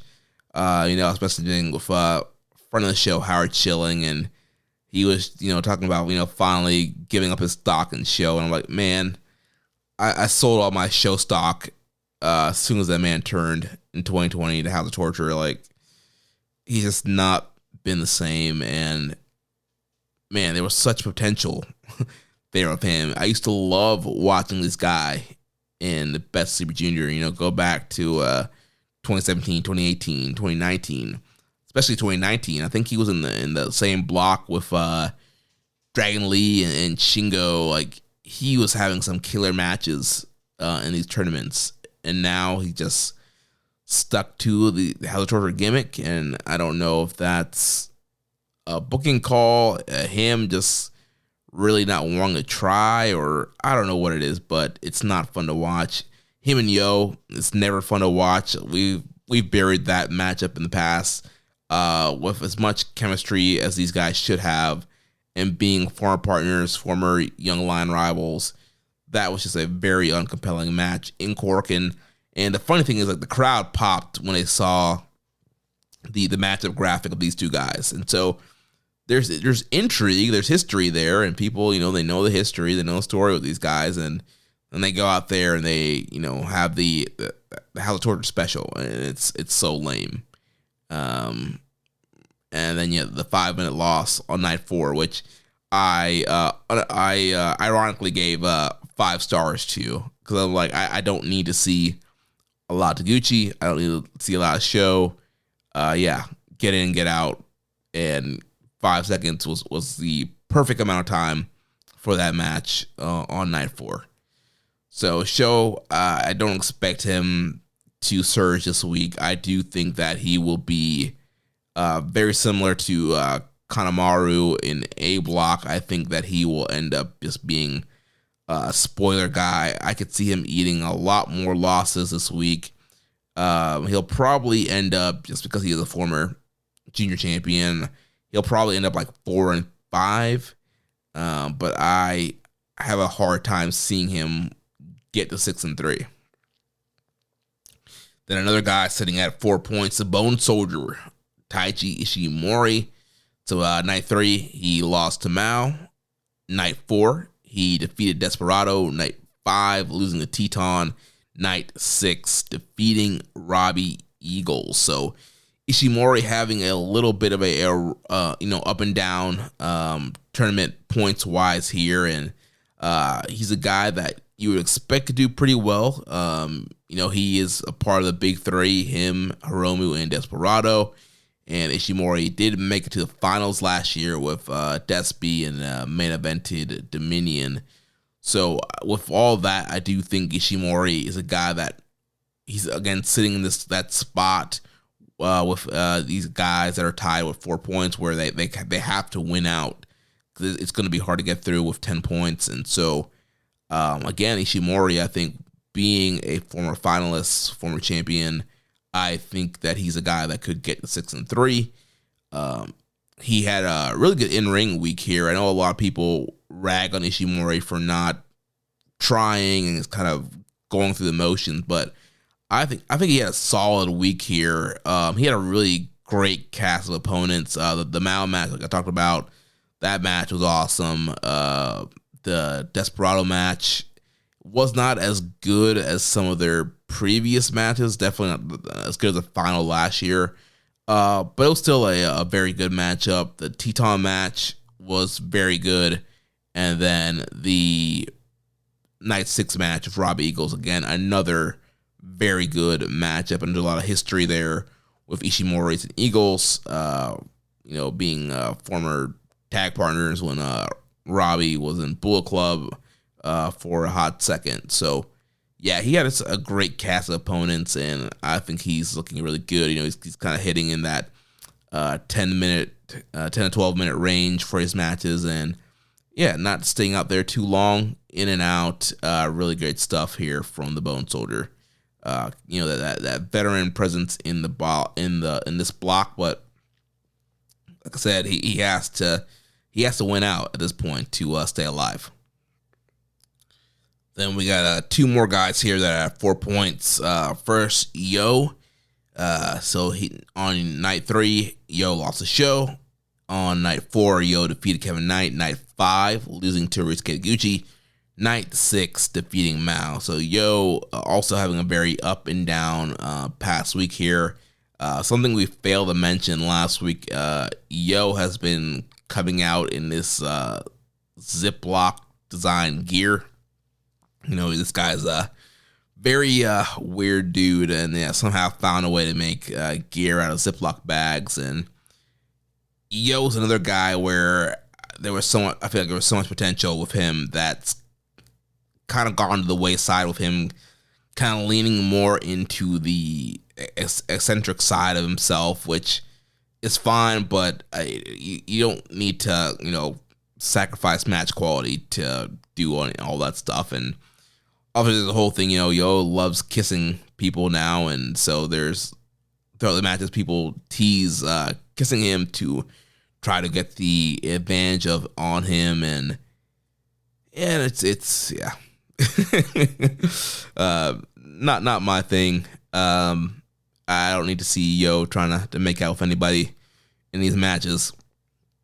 And so I think that's kind of been the story of the match. He's kind of really leaned into a lot of that stuff, and he's just being weird and goofy. Also the same guy that makes poop sculptures.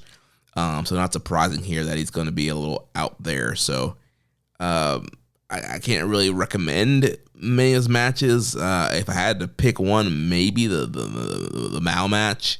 But besides that, it's just kind of been fine. Again, the story of the matches have all been usually about him trying to kiss somebody, or somebody trying to kiss him and get the advantage. And yeah, there's just not, I don't know. Yo's just has not been fun to watch. I feel like he's kind of, for me, kind of landed in, he's the tag guy and really excels there. And then when it comes to singles, like, it's just, I don't know. He does nothing for me right now. And then last but not least, Jet to Fly, Kevin Knight.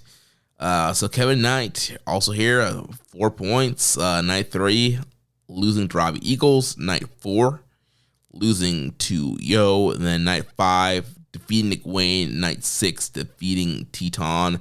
I know a lot of people were very surprised to see how Kevin Knight's doing kayfabe-wise, considering he is also a AEW star and has been on AEW TV and teaming up a lot with Will Ospreay and Speedball, Mike Bailey, and some of the top babyfaces over in AEW.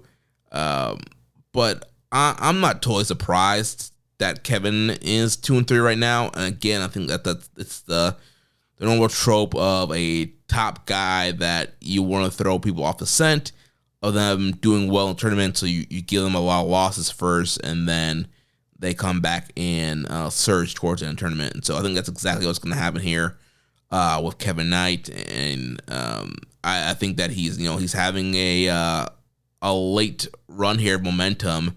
So defeating Nick Wayne and Teton night 5 and 6, so he's on a 2-match win streak, which he really needs that momentum. Again, guys at 4 points, they pretty much have to win the rest of their matches to get to at least get 12 points, so that the way they can end this thing at 6-3.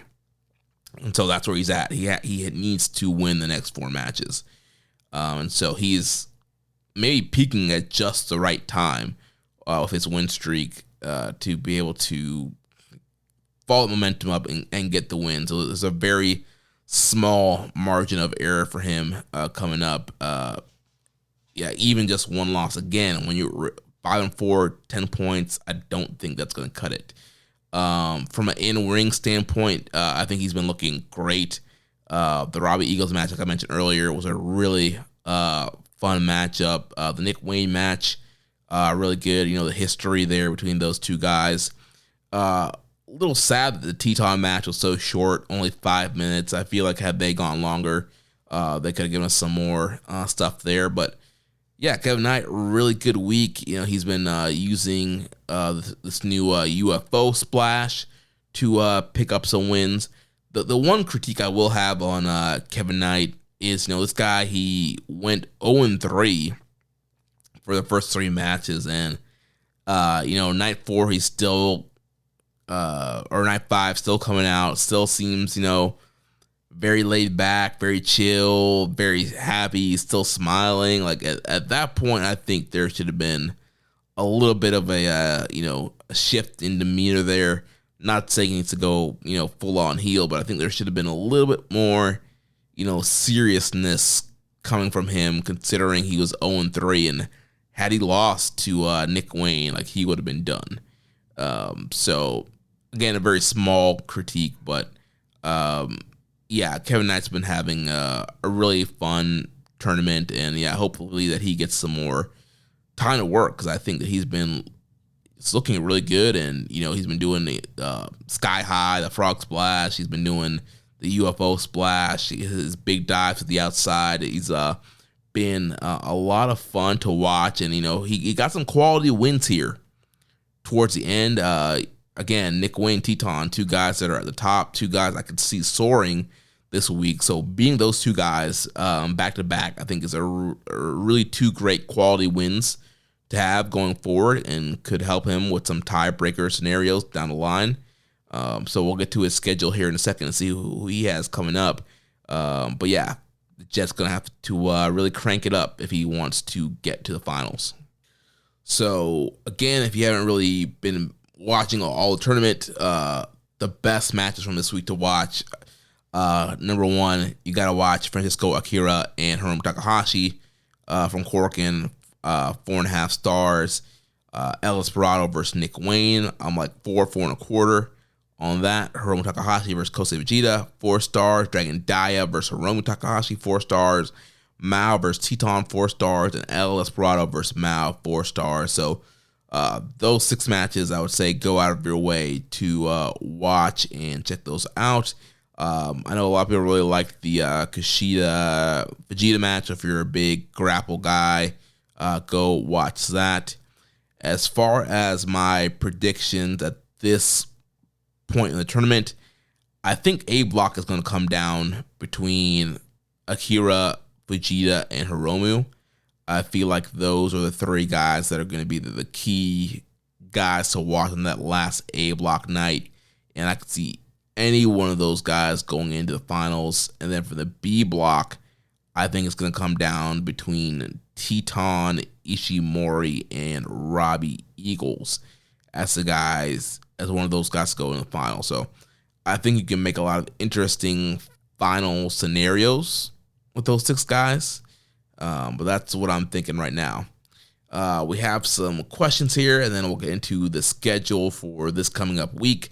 Rambo and Slam Pig says, has anyone's performance surprised you for better or for worse?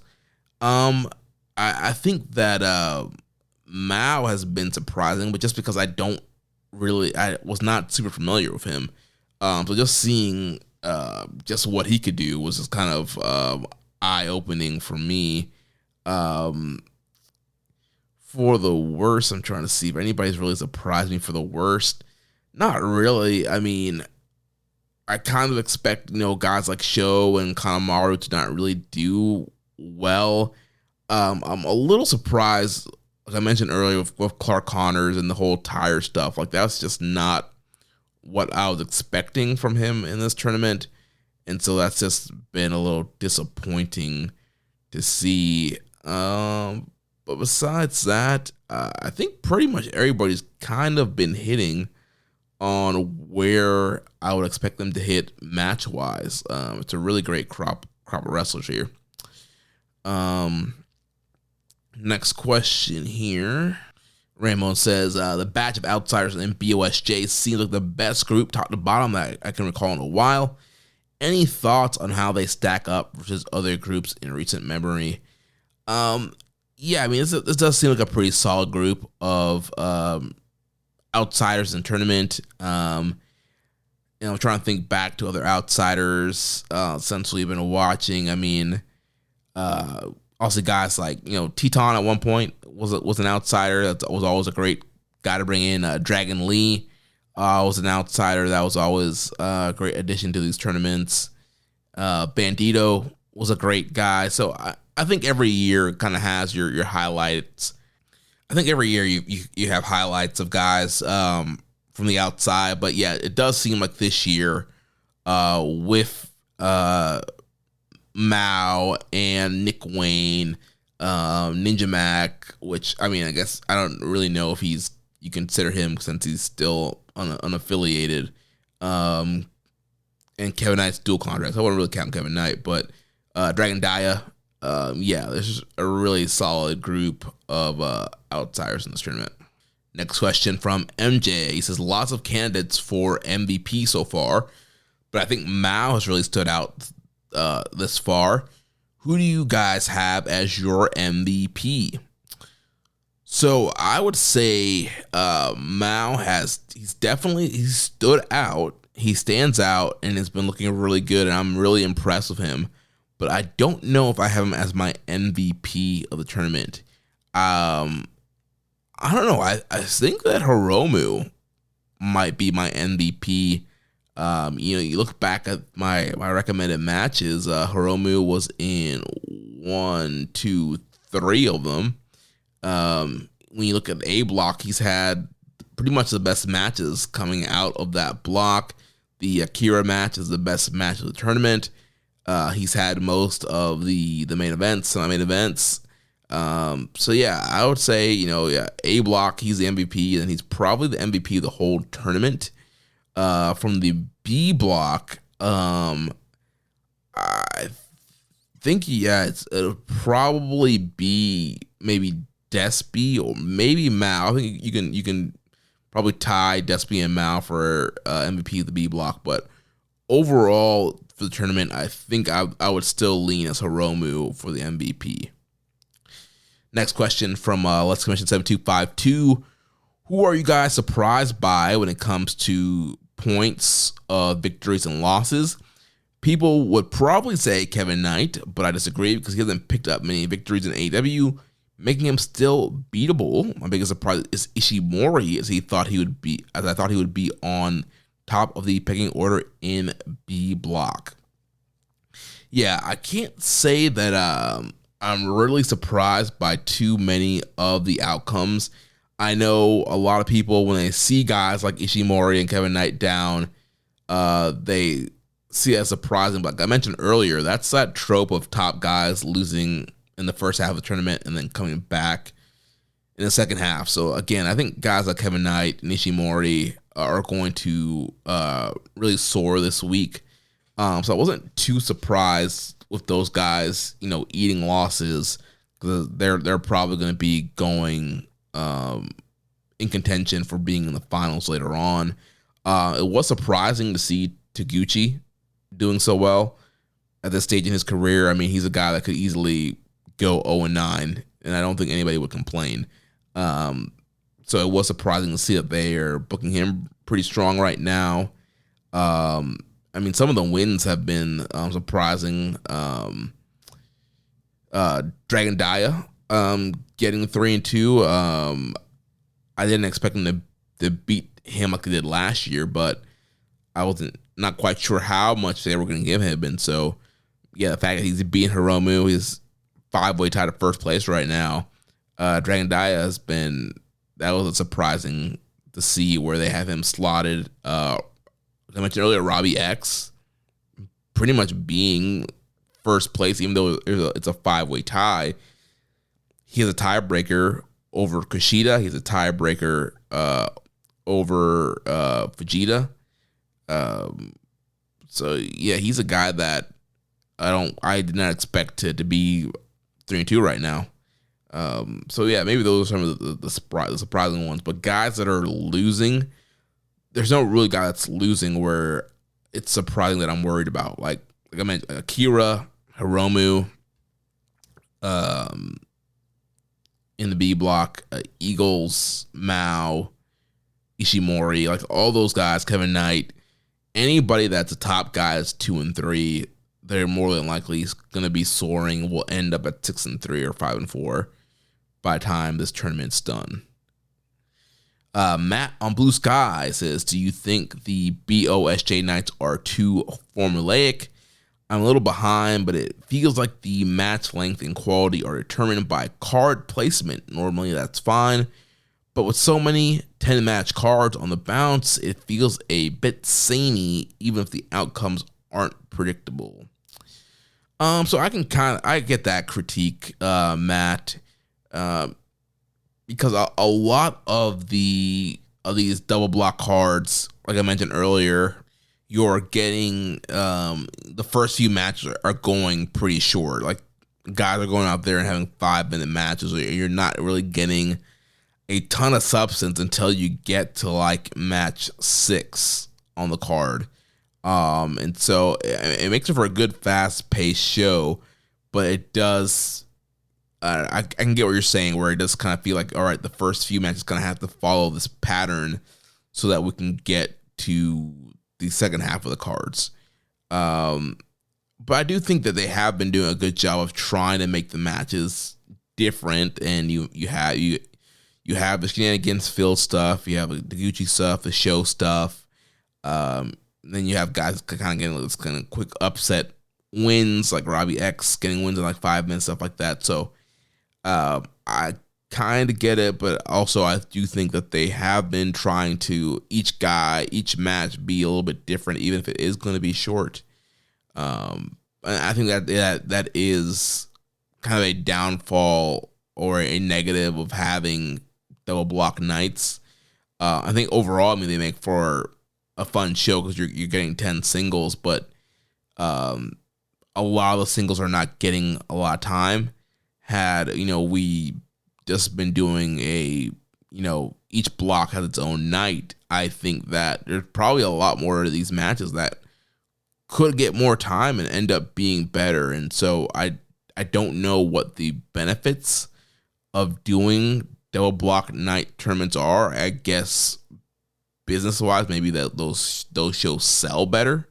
I don't know, but for whatever reason, they do kind of condense this tournament and do these double block nights when I think for the match quality of the tournament, it would be better to have A block nights, B block nights, and then these guys have room to breathe, and maybe we would see some better matches come out of this thing. Then last two tournament questions here from Barry Walsh. He says, if New Japan could sign any of the non-contracted outsiders full-time from Super Juniors, which one would it be? I would say Mao. Like, that guy is super charismatic, super unique the way he moves in the ring. Great wrestler. He's Japanese. He can connect with the audience. So yeah, if I had to pick one guy to bring in to New Japan full time, it's gonna be Mao. He also asked, do you think Taguchi doing well is his Golden Watch Super Junior tournament, or is he doing so well a possible sign that Goto is doing such good business that maybe the fans want to see the older guys on top a while longer than the new horde?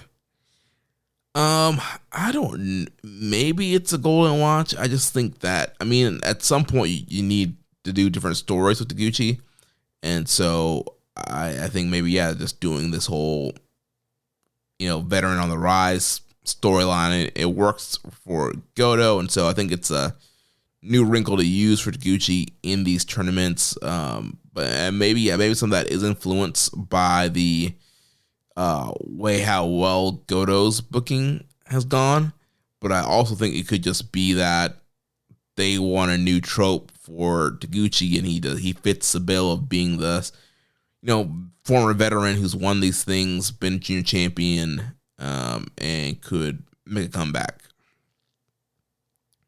All right, well, that's it for the Super Junior questions. Thank you all for sending those in, and apologies to all the Reddit listeners. I totally forgot to put the question thread up there this weekend. That's my bad. So I'm sure there's a lot of Reddit questions that you guys probably had that I wasn't able to get this week because I failed to put the thread up. But I will try to remember next week, so you guys can get your questions in. And if you guys are on Reddit, you can also join our Discord server to submit your questions there. We have a whole Discord for the Social Suplex Podcast Network. It's a Keeping It Strong Style channel in there. You can drop questions and have combos with me and Josh and all the other Shinny on freaks that are in our Discord. So check that out if you want to make sure you get your question guaranteed in, because I always remember the Discord, but I gotta make sure I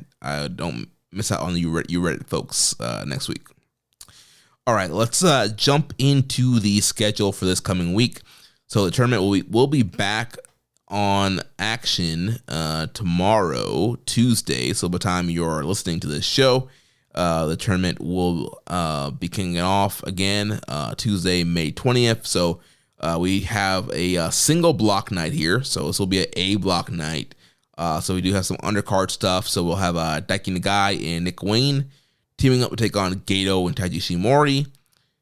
Masatora Yasuda, Shomakato, Mao, and El Desperado will take on Katsuya Murashima, Tiger Mask, Ryusuke Taguchi, and Yota Tsuji and Teton will take on Hartley Jackson and Robbie Eagles. Toriano, Haruhi Tanahashi, and Kevin Knight will take on Yujiro Takahashi, Sonata, and Sho.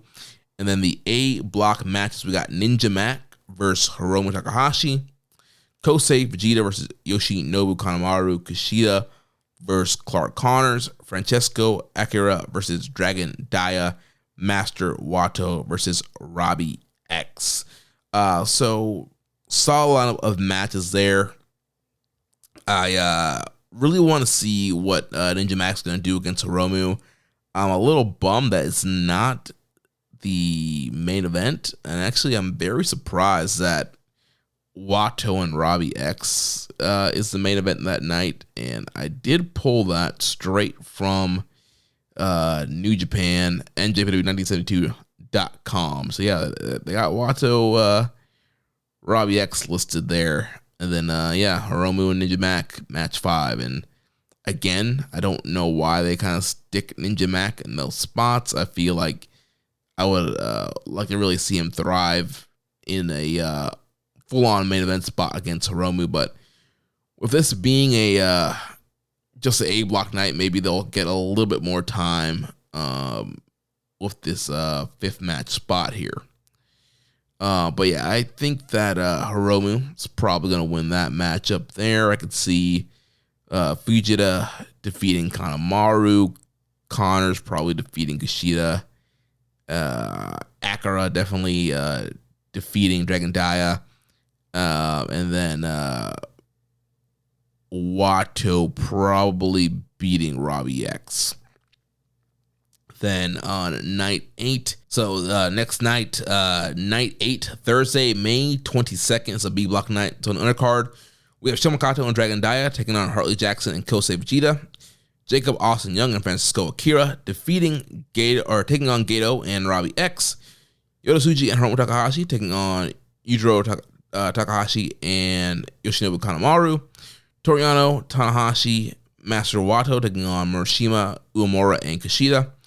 And then for the B block, we'll have Taguchi versus Mao, Kevin Knight versus Sho, Teton versus Robbie Eagles, Nick Wayne versus Taiji Ishimori, and El Desperado versus Yo in main event. That Nick Wayne Ishimori match should be a lot of fun, as well as Teton and Robbie Eagles. I would probably say Mao over Taguchi, Kevin Knight over Sho. I'd probably say Eagles over Teton. And then Ishimori is probably going to beat Nick Wayne. Give him his second loss there. And then Desperado is probably beating Yo in the main event. And then that will take us to night 9 on Saturday, May 24th. And we're back to double block nights. So the show will open up with Ninja Mac taking on Clark Connors, Teton versus Sho, Francisco Akira versus Robbie X, Robbie Eagle versus Mao, Kosei Fujita versus Dragon Dia, Kevin Knight versus Taiji Ishimori, Hiromu Takahashi versus Yoshinobu Kanemaru, Yo versus Nick Wayne, Kushida versus Master Wato, and then the main event, El Desperado versus Risque Taguchi. So big main event spot there for Taguchi. I don't think he's going to get the win there. I think Despy's going to probably win there. As far as the other predictions here, I think all these guys that need to get to 6-3 are probably going to win. Let's see. I could see Clark Connors defeating Ninja Mac, Teton beating Sho. Let's see, Robbie X and Akira. Yeah, I think Akira is going to beat Robbie X. And then Mao's probably, actually. So Mao and Eagles, that's going to be a big one. Because both of those guys, I feel, are, very similar spot. Yeah, they're in that 2-3 spot. So whoever loses between Mao and the Eagles is probably going to be done. Man, I want both those guys to be alive going into the final night. I don't know. I'm gonna go with Robbie Eagles getting the win there. So yeah, that should be a good night of action there. And then on night 10, Sunday, May 25th, we'll have Rich Taguchi versus Robbie Eagles, Kushida versus Yoshinobu Kanemaru, Yo versus Teton, Dragon Dia versus Robbie X, Mao versus Nick Wayne, Ninja Mac versus Kosei Vegeta, Taiji Ishimori versus Sho, Francisco Akira versus Clark Connors, El Desperado versus Kevin Knight, and Master Wato versus Hiromu Takahashi. So a big shot there for Wato to prove that he's got a main event and to knock off Hiromu Takahashi. Going to guess that Hiromu's probably going to win that one as well. Let's see. I can see Kevin Knight beating Desperado. I could see Connor's maybe beating Akira, but then that would kind of put Akira at 4 points, or 4 losses at that point. But I think Connor needs to get some wins too. Sho will probably be a spoiler in beating Ishimori. Vegeta will probably beat Ninja Mac. Mao's probably going to beat Nick Wayne. Robbie X can beat Dragon Daya. Yo's probably going to spoil Teton there. Kamaru's probably going to spoil Kushida. And then Eagles probably will beat Taguchi. So should be fun week of action, 4 shows here. So by the time we come back next week, we will have a really good idea of who's going on to the A and B block on the final nights, who's going to be alive to go into the finals. So yeah, we come back next week, we'll review nights 7 through 10, and then take a look at the last couple of nights and preview who we think is going to go to the finals of the tournament. So that's going to be it for the Super Junior coverage this week. Going to hit a few news items here and then get out of here. So first item here, Gabe Kidd appearing on Dynamite last week, and he helped out Jon Moxley defeat Samoa Joe. And I know a lot of New Japan fans were very unhappy to see Gabe Kidd on AWTV and to be aligned when Jon Moxley, and a lot of people are upset and saying that the partnership needs to end and talking about New Japan's or AW's predatory tactics and all this stuff. I was not as bothered by other people as Gabe Kidd being on Dynamite. I think first things first, I mean, Gabe still is under a New Japan contract right now. His contract is not up tomorrow. I would assume that his contract's probably not going to be up until February. So there's still plenty of time for Gabe Kidd in New Japan for the rest of this year, beginning of next year. And New Japan has time to still utilize him. So he's not leaving tomorrow, if at all. So that's part of the reason why I'm not totally bothered by this. He's been on AW program before. The last time he was there, he defeated the Butcher, and obviously not as consequential as what he did this week, but they did have Don Callis watching him when he was facing the Butcher, making me think that, Don's going to back Gabe Kidd to try and take on Kenny again at Forbidden Door, similar to what we saw with Ospreay. So Gabe's been on AW program before, obviously in a bigger role this time. So, but again, not really, I wasn't that bothered by it. And I know people say end the partnership, it's not beneficial. And then the main reason they're saying that is because they want AEW to stop signing New Japan talent. But I don't think ending the partnership is going to stop that. I think that's only going to accelerate guys leaving if the partnership were to end. I think that the problem is New Japan just doesn't have the ability to compete offer-wise against AEW. And right now we're seeing I guess maybe golden period, if you want to call it that, of profitable, TV deals between AEW and WWE. These companies are making so much money off of their TV and streaming deals. It's ridiculous. And New Japan will just never be able to compete with either one of those companies. And if a guy wants to make more money, is really concerned about that, then yeah, they're going to jump to AEW. And so even if the partnership ends, that's not going to stop guys, especially Western talent, from jumping to AEW. So ending the partnership doesn't really help stop that problem. And I feel like, a lot of people want to point fingers and blame AEW and get mad at AEW, but I do think a lot of the heat needs to go on New Japan. I think fans should express their displeasure with them. I think a lot of this stuff falls in their court.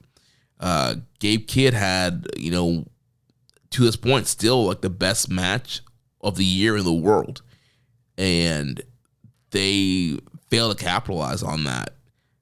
He should have been pushed to the moon after that Kenny Omega match, and he did have the great Tsuji match the next month, but that had the schmoz finish, and then from there, he got knocked out in New Japan Cup pretty early. He's had the Ishii feud. We just had the House of Torture feud. Like, they haven't done a whole ton with him. I feel like that Kenny Omega match was a booking plans moment. I know Gabe likes to have his long-term booking, but after that match, it would have been like, all right, it's time to pivot. Gabe Kidd is that dude, and I need to find ways to be using him more in top of the card. But they didn't do that. They kind of, they stuck him back with some of the strong stuff. Obviously, the strong champions, so they kind of had to. But he was doing all that stuff.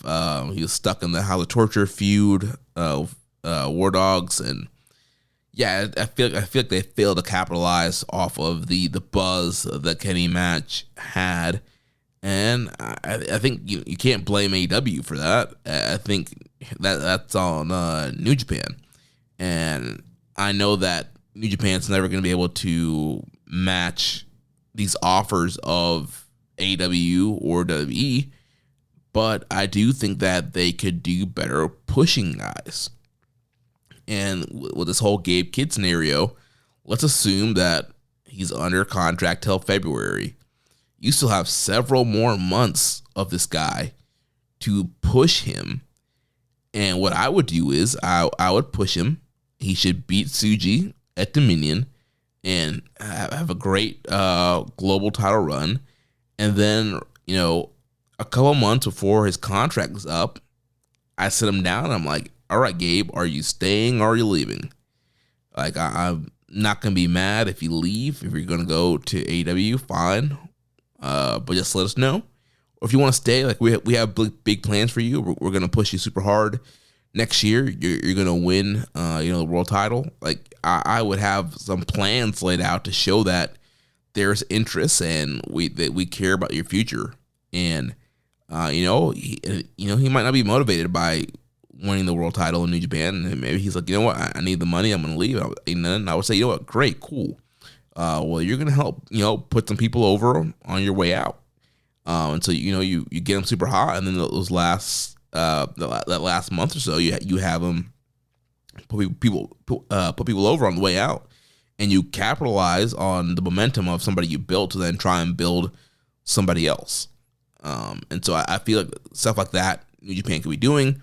Also, when it just comes to pushing these younger guys, I feel like New Japan to really drop the ball in putting their foot on the pedal with guys like Gabe Kidd and Yuya Uemura and Yota Tsuji and Kosei Fujita and Roy Oiwa. And it kind of goes back to what I was mentioning earlier, and I was talking about Vegeta kind of being booked as an underdog sometimes. I feel like a lot of these young guys are almost quasi young lions. Like, obviously they're not wearing the black trunks and they can do more moves and they are winning more, but it still kind of feels like they are not equal to some of the other roster members. Like, they're still almost in a way young lions, and I think that hurts these guys. And I do think that there can be a better developed push for a lot of these guys. Take some risk and really push these guys on the card and do what you can to get them over. I feel like there's been such a slow roll of a lot of these guys to try and get them over. And I feel like the one guy that they've been pushing so hard was Umino. It's not been working. And not every push is going to work. And that's fine. But you have to do the push and then adjust from there. And like the Umino stuff has just not been working. And so, but they still seem to be going back there. It's like, all right, Tsuji, like, he's been global champion, but he hasn't had the best set of opponents. Like, I feel like Tsuji could be pushed harder. Oiwa could be pushed harder. Fujita, like there's all these guys I feel like could be elevated and pushed harder, be marketed better. And New Japan's just not doing that very well right now. And so if New Japan was doing a better job of getting their younger domestic stars over, I don't think the blow would hurt as bad when these foreign talents are leaving, or even the established domestic talent like guys like Okada and Naito are leaving. But since they've really failed to reload the caliber and really get their young guys over as top guys, I think the hurt and the quality of the roster gets hurt more with guys like Okada and Naito leaving the roster. But had we had guys established, I mean, it would be more of a 2016 when AJ and Nakamura left. At that point they had plenty of guys loaded up. Their roster was ridiculously stacked. And so losing AJ and the Good Brothers and Nakamura didn't hurt them at all. And then in years to come, we would continue to see them losing talent. They lost a lot of talent when AEW started, and they were still doing very well and still had a ton of talent. And obviously things have continued to change with COVID and AEW getting stronger and WWE making more money than ever. It's a lot easier for those guys to pick talent up, and they've just not done a great job of replenishing talent, getting people over, which I feel like they can be doing a better job of. And if they get people over, like I said, I feel like the blow's not so bad when a guy leaves. And so if Gabe Kidd eventually leaves, like you would have guys loaded up to fill a spot, but it's taking forever. Bolton Oleg, another guy where like, all right, like it's time. Why are we not doing it? Why has he not been doing more this year? And I know that I think at some point there's been a hip injury he's been dealing with, but he's another guy where I feel like they've kind of kept the kid gloves on him for a lot of the year. He's had a few moments of shine, but I feel like he's a guy that could be pushed harder as well. And again, he should be beating Takeshita in Dominion and capturing that Never title. And so I do think there's just a lot more that they can be doing with the roster. And I know some other complaints are just the fact that, obviously Gabe Kidd has been ride or die in New Japan, Barry's AEW, and now he's coming in and, apparently John Moxley says that Gabe works for him. So I do think there's some valid criticism there of how they're presenting him in this storyline. And honestly, I don't even think that he was even planned for this. I think that he is a replacement for Pac. Pac got injured because obviously Pac would have been in this storyline with the whole anarchy in the arena if he was not hurt. So I do feel like he's kind of a fill-in for Pac, and I do think that they're probably going to do the Kenny rematch at Forbidden Door in Gabe's home country. And so maybe they thought it was a good idea. Well, let's start getting him on TV now because we are going to do that match again. So yeah, I do think there are criticisms of how he is portrayed and aligned, and considering that he is a ride or die. New Japan, he's been burying AEW and he goes off and then he just kind of runs over there, and now he's under John Moxley. It does seem kind of weird. So I get all the criticism about that, but then the whole like end of partnership, this is not working. Like I don't think that ending the partnership would stop a Gabe Kidd from jumping from New Japan to AEW. I used to think that New Japan just needs to stand up for itself more, and unfortunately, in every wrestling partnership, there's going to be an A side and a B side. And New Japan, they've been A sides in partnerships before, and other partnerships, like, the DT partnership and some of the other partnerships in Japan. Like, New Japan usually ends up being the A side and taking talent from companies that they work with, Ibushi, Ricochet. That stuff's happened. And unfortunately, in this situation, New Japan is the B side here. And unfortunately, New Japan just cannot offer as much money as AEW can. So if these guys have the opportunity to make more money, they're going to take it. So I don't know. I can't really have a lot of frustration towards AEW and the partnership. With Gabe Kidd just showing up on Dynamite. I do think there's a lot of stuff New Japan could be doing to better things to counteract people leaving, but that's just my thoughts. I know people feel very strongly about it, but I don't know. I enjoy watching AEW. I enjoy watching New Japan. Forbidden Doors are some of the best cards every year. I do think there are benefits of the partnership, but I do think there are things New Japan can do to kind of set itself up better when guys do leave, or maybe they put their foot down on how guys are being used and who they want. Maybe they need to make some bigger asks for who they want over in Japan. But yeah, I don't have any heat towards AEW. I mean, I'll see, as a New Japan fan, it does suck that a lot of the guys are going over there that are leaving New Japan, and New Japan is not replenishing. So obviously that is a bummer. But like I said, I do think New Japan now is the opportunity to push the young guys, and so the more they lose guys, hopefully one day they will start to wake up and realize, all right, we really need to get the next generation of guys over. So moving on to the next news item. This comes from the Social Suplex newsletter this week. Naito is expected to announce his first solo venture, Type Unknown, on May 25th to be held on June 22nd.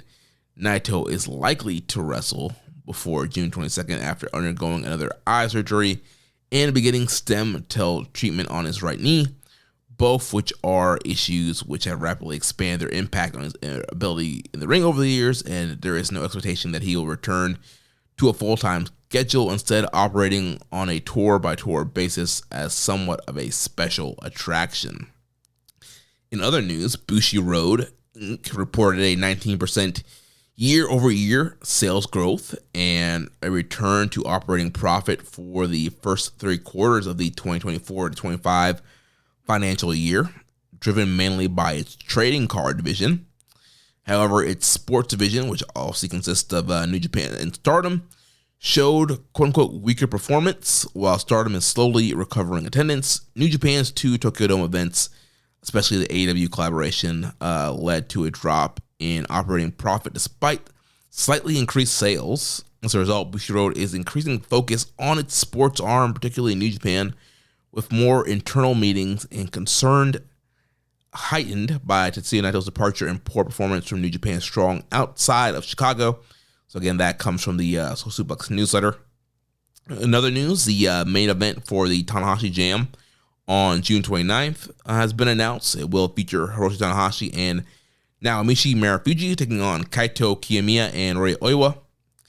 And then the last singles match between Desperado and Jun Kasai will happen at Korakuen Hall on Tuesday, June 24th. That show is not yet to be named. But yeah, that's going to be their last singles match, and not sure if that's going to be a New Japan show or more of a Destiny produce, but it was on the Japanese New Japan site, so New Japan is going to be involved somehow. Maybe it'll be a pay-per-view on NJPW World, but yeah, we're getting one more Despy side match, and the way Despy's body's all cut up, that's kind of concerning. They're going at it one more time. Then one quick question here from Barry Walsh, and then I'll wrap the show up. He says, do you think Goto going to a draw with Shingo also makes sense to make the three-way at King of Pro Wrestling, so Goto can lose the belt without taking the loss and set him up to challenge again soon after. He seems less of a traditional champion by the week, and with the way both Zack and Shingo interacted with him, it kind of makes sense to me. I do not think that they are doing a draw at Dominion. I think that either Shingo is going to win, and there's going to be some kind of new Shingo faction or some kind of character trained. If Shingo wins, it'll be like the push of Shingo for the rest of the year. But I could see Goto winning, and I could see Goto carrying the belt all the way to Tokyo Dome. Especially if you have somebody like Tsuji win G1, and you're in that story back and do Tsuji versus Goto at the Dome. So I don't think we will see a non-finish. I think we will see one of these guys win definitively with the title. I think they're just trying to protect Zack at this point and not have him eat another big L to Goto. Well, that is going to be it for the show. Thank you for sticking through this solo episode here. These are always a fun, creative challenge doing these solo shows. But next week I will plan to have a guest with me to help me break down nights 7 through 10, and we'll be back up on the Patreon with the live stream. So if you want to watch that live stream or listen to our show without ads, sign up at patreon.com/KIStrongstyle. You can also make a donation by visiting socialsuplex.com/donate and click on the donate button under the Keeping It Strong Style logo. Make sure you connect with us on social media, on X and Blue Sky. Follow us at KIStrongstyle, at socialsuplex, and at Jeremy L. Donovan. On Facebook, follow us at facebook.com/socialsuplex and the Wrestling Square Circle Facebook group. On Reddit, on the Pro Black Guy, just Keeping It Strong Style. On YouTube, we're at Social Suplex. Join our Social Suplex Discord server to interact with us and other wrestling fans. You can email me, Jeremy, at socialsuplex.com, and check out all those shows that we have here on the Social Suplex Podcast Network. Once you're ready, hosted by Rick Latta and James Boyd. All of them will lead with Floyd and Austin. Amps WWE Adventure with Implications with Matthew Mayer. Wrestling Art with Chris Sings. Tone Talk with Ali and Leah. And the Trish and Sarah Wrestling Podcast. Don't forget to subscribe and leave a rating and review. I'll get you next week on Keeping It Strong Style, the ace of podcasts. Itchy bye.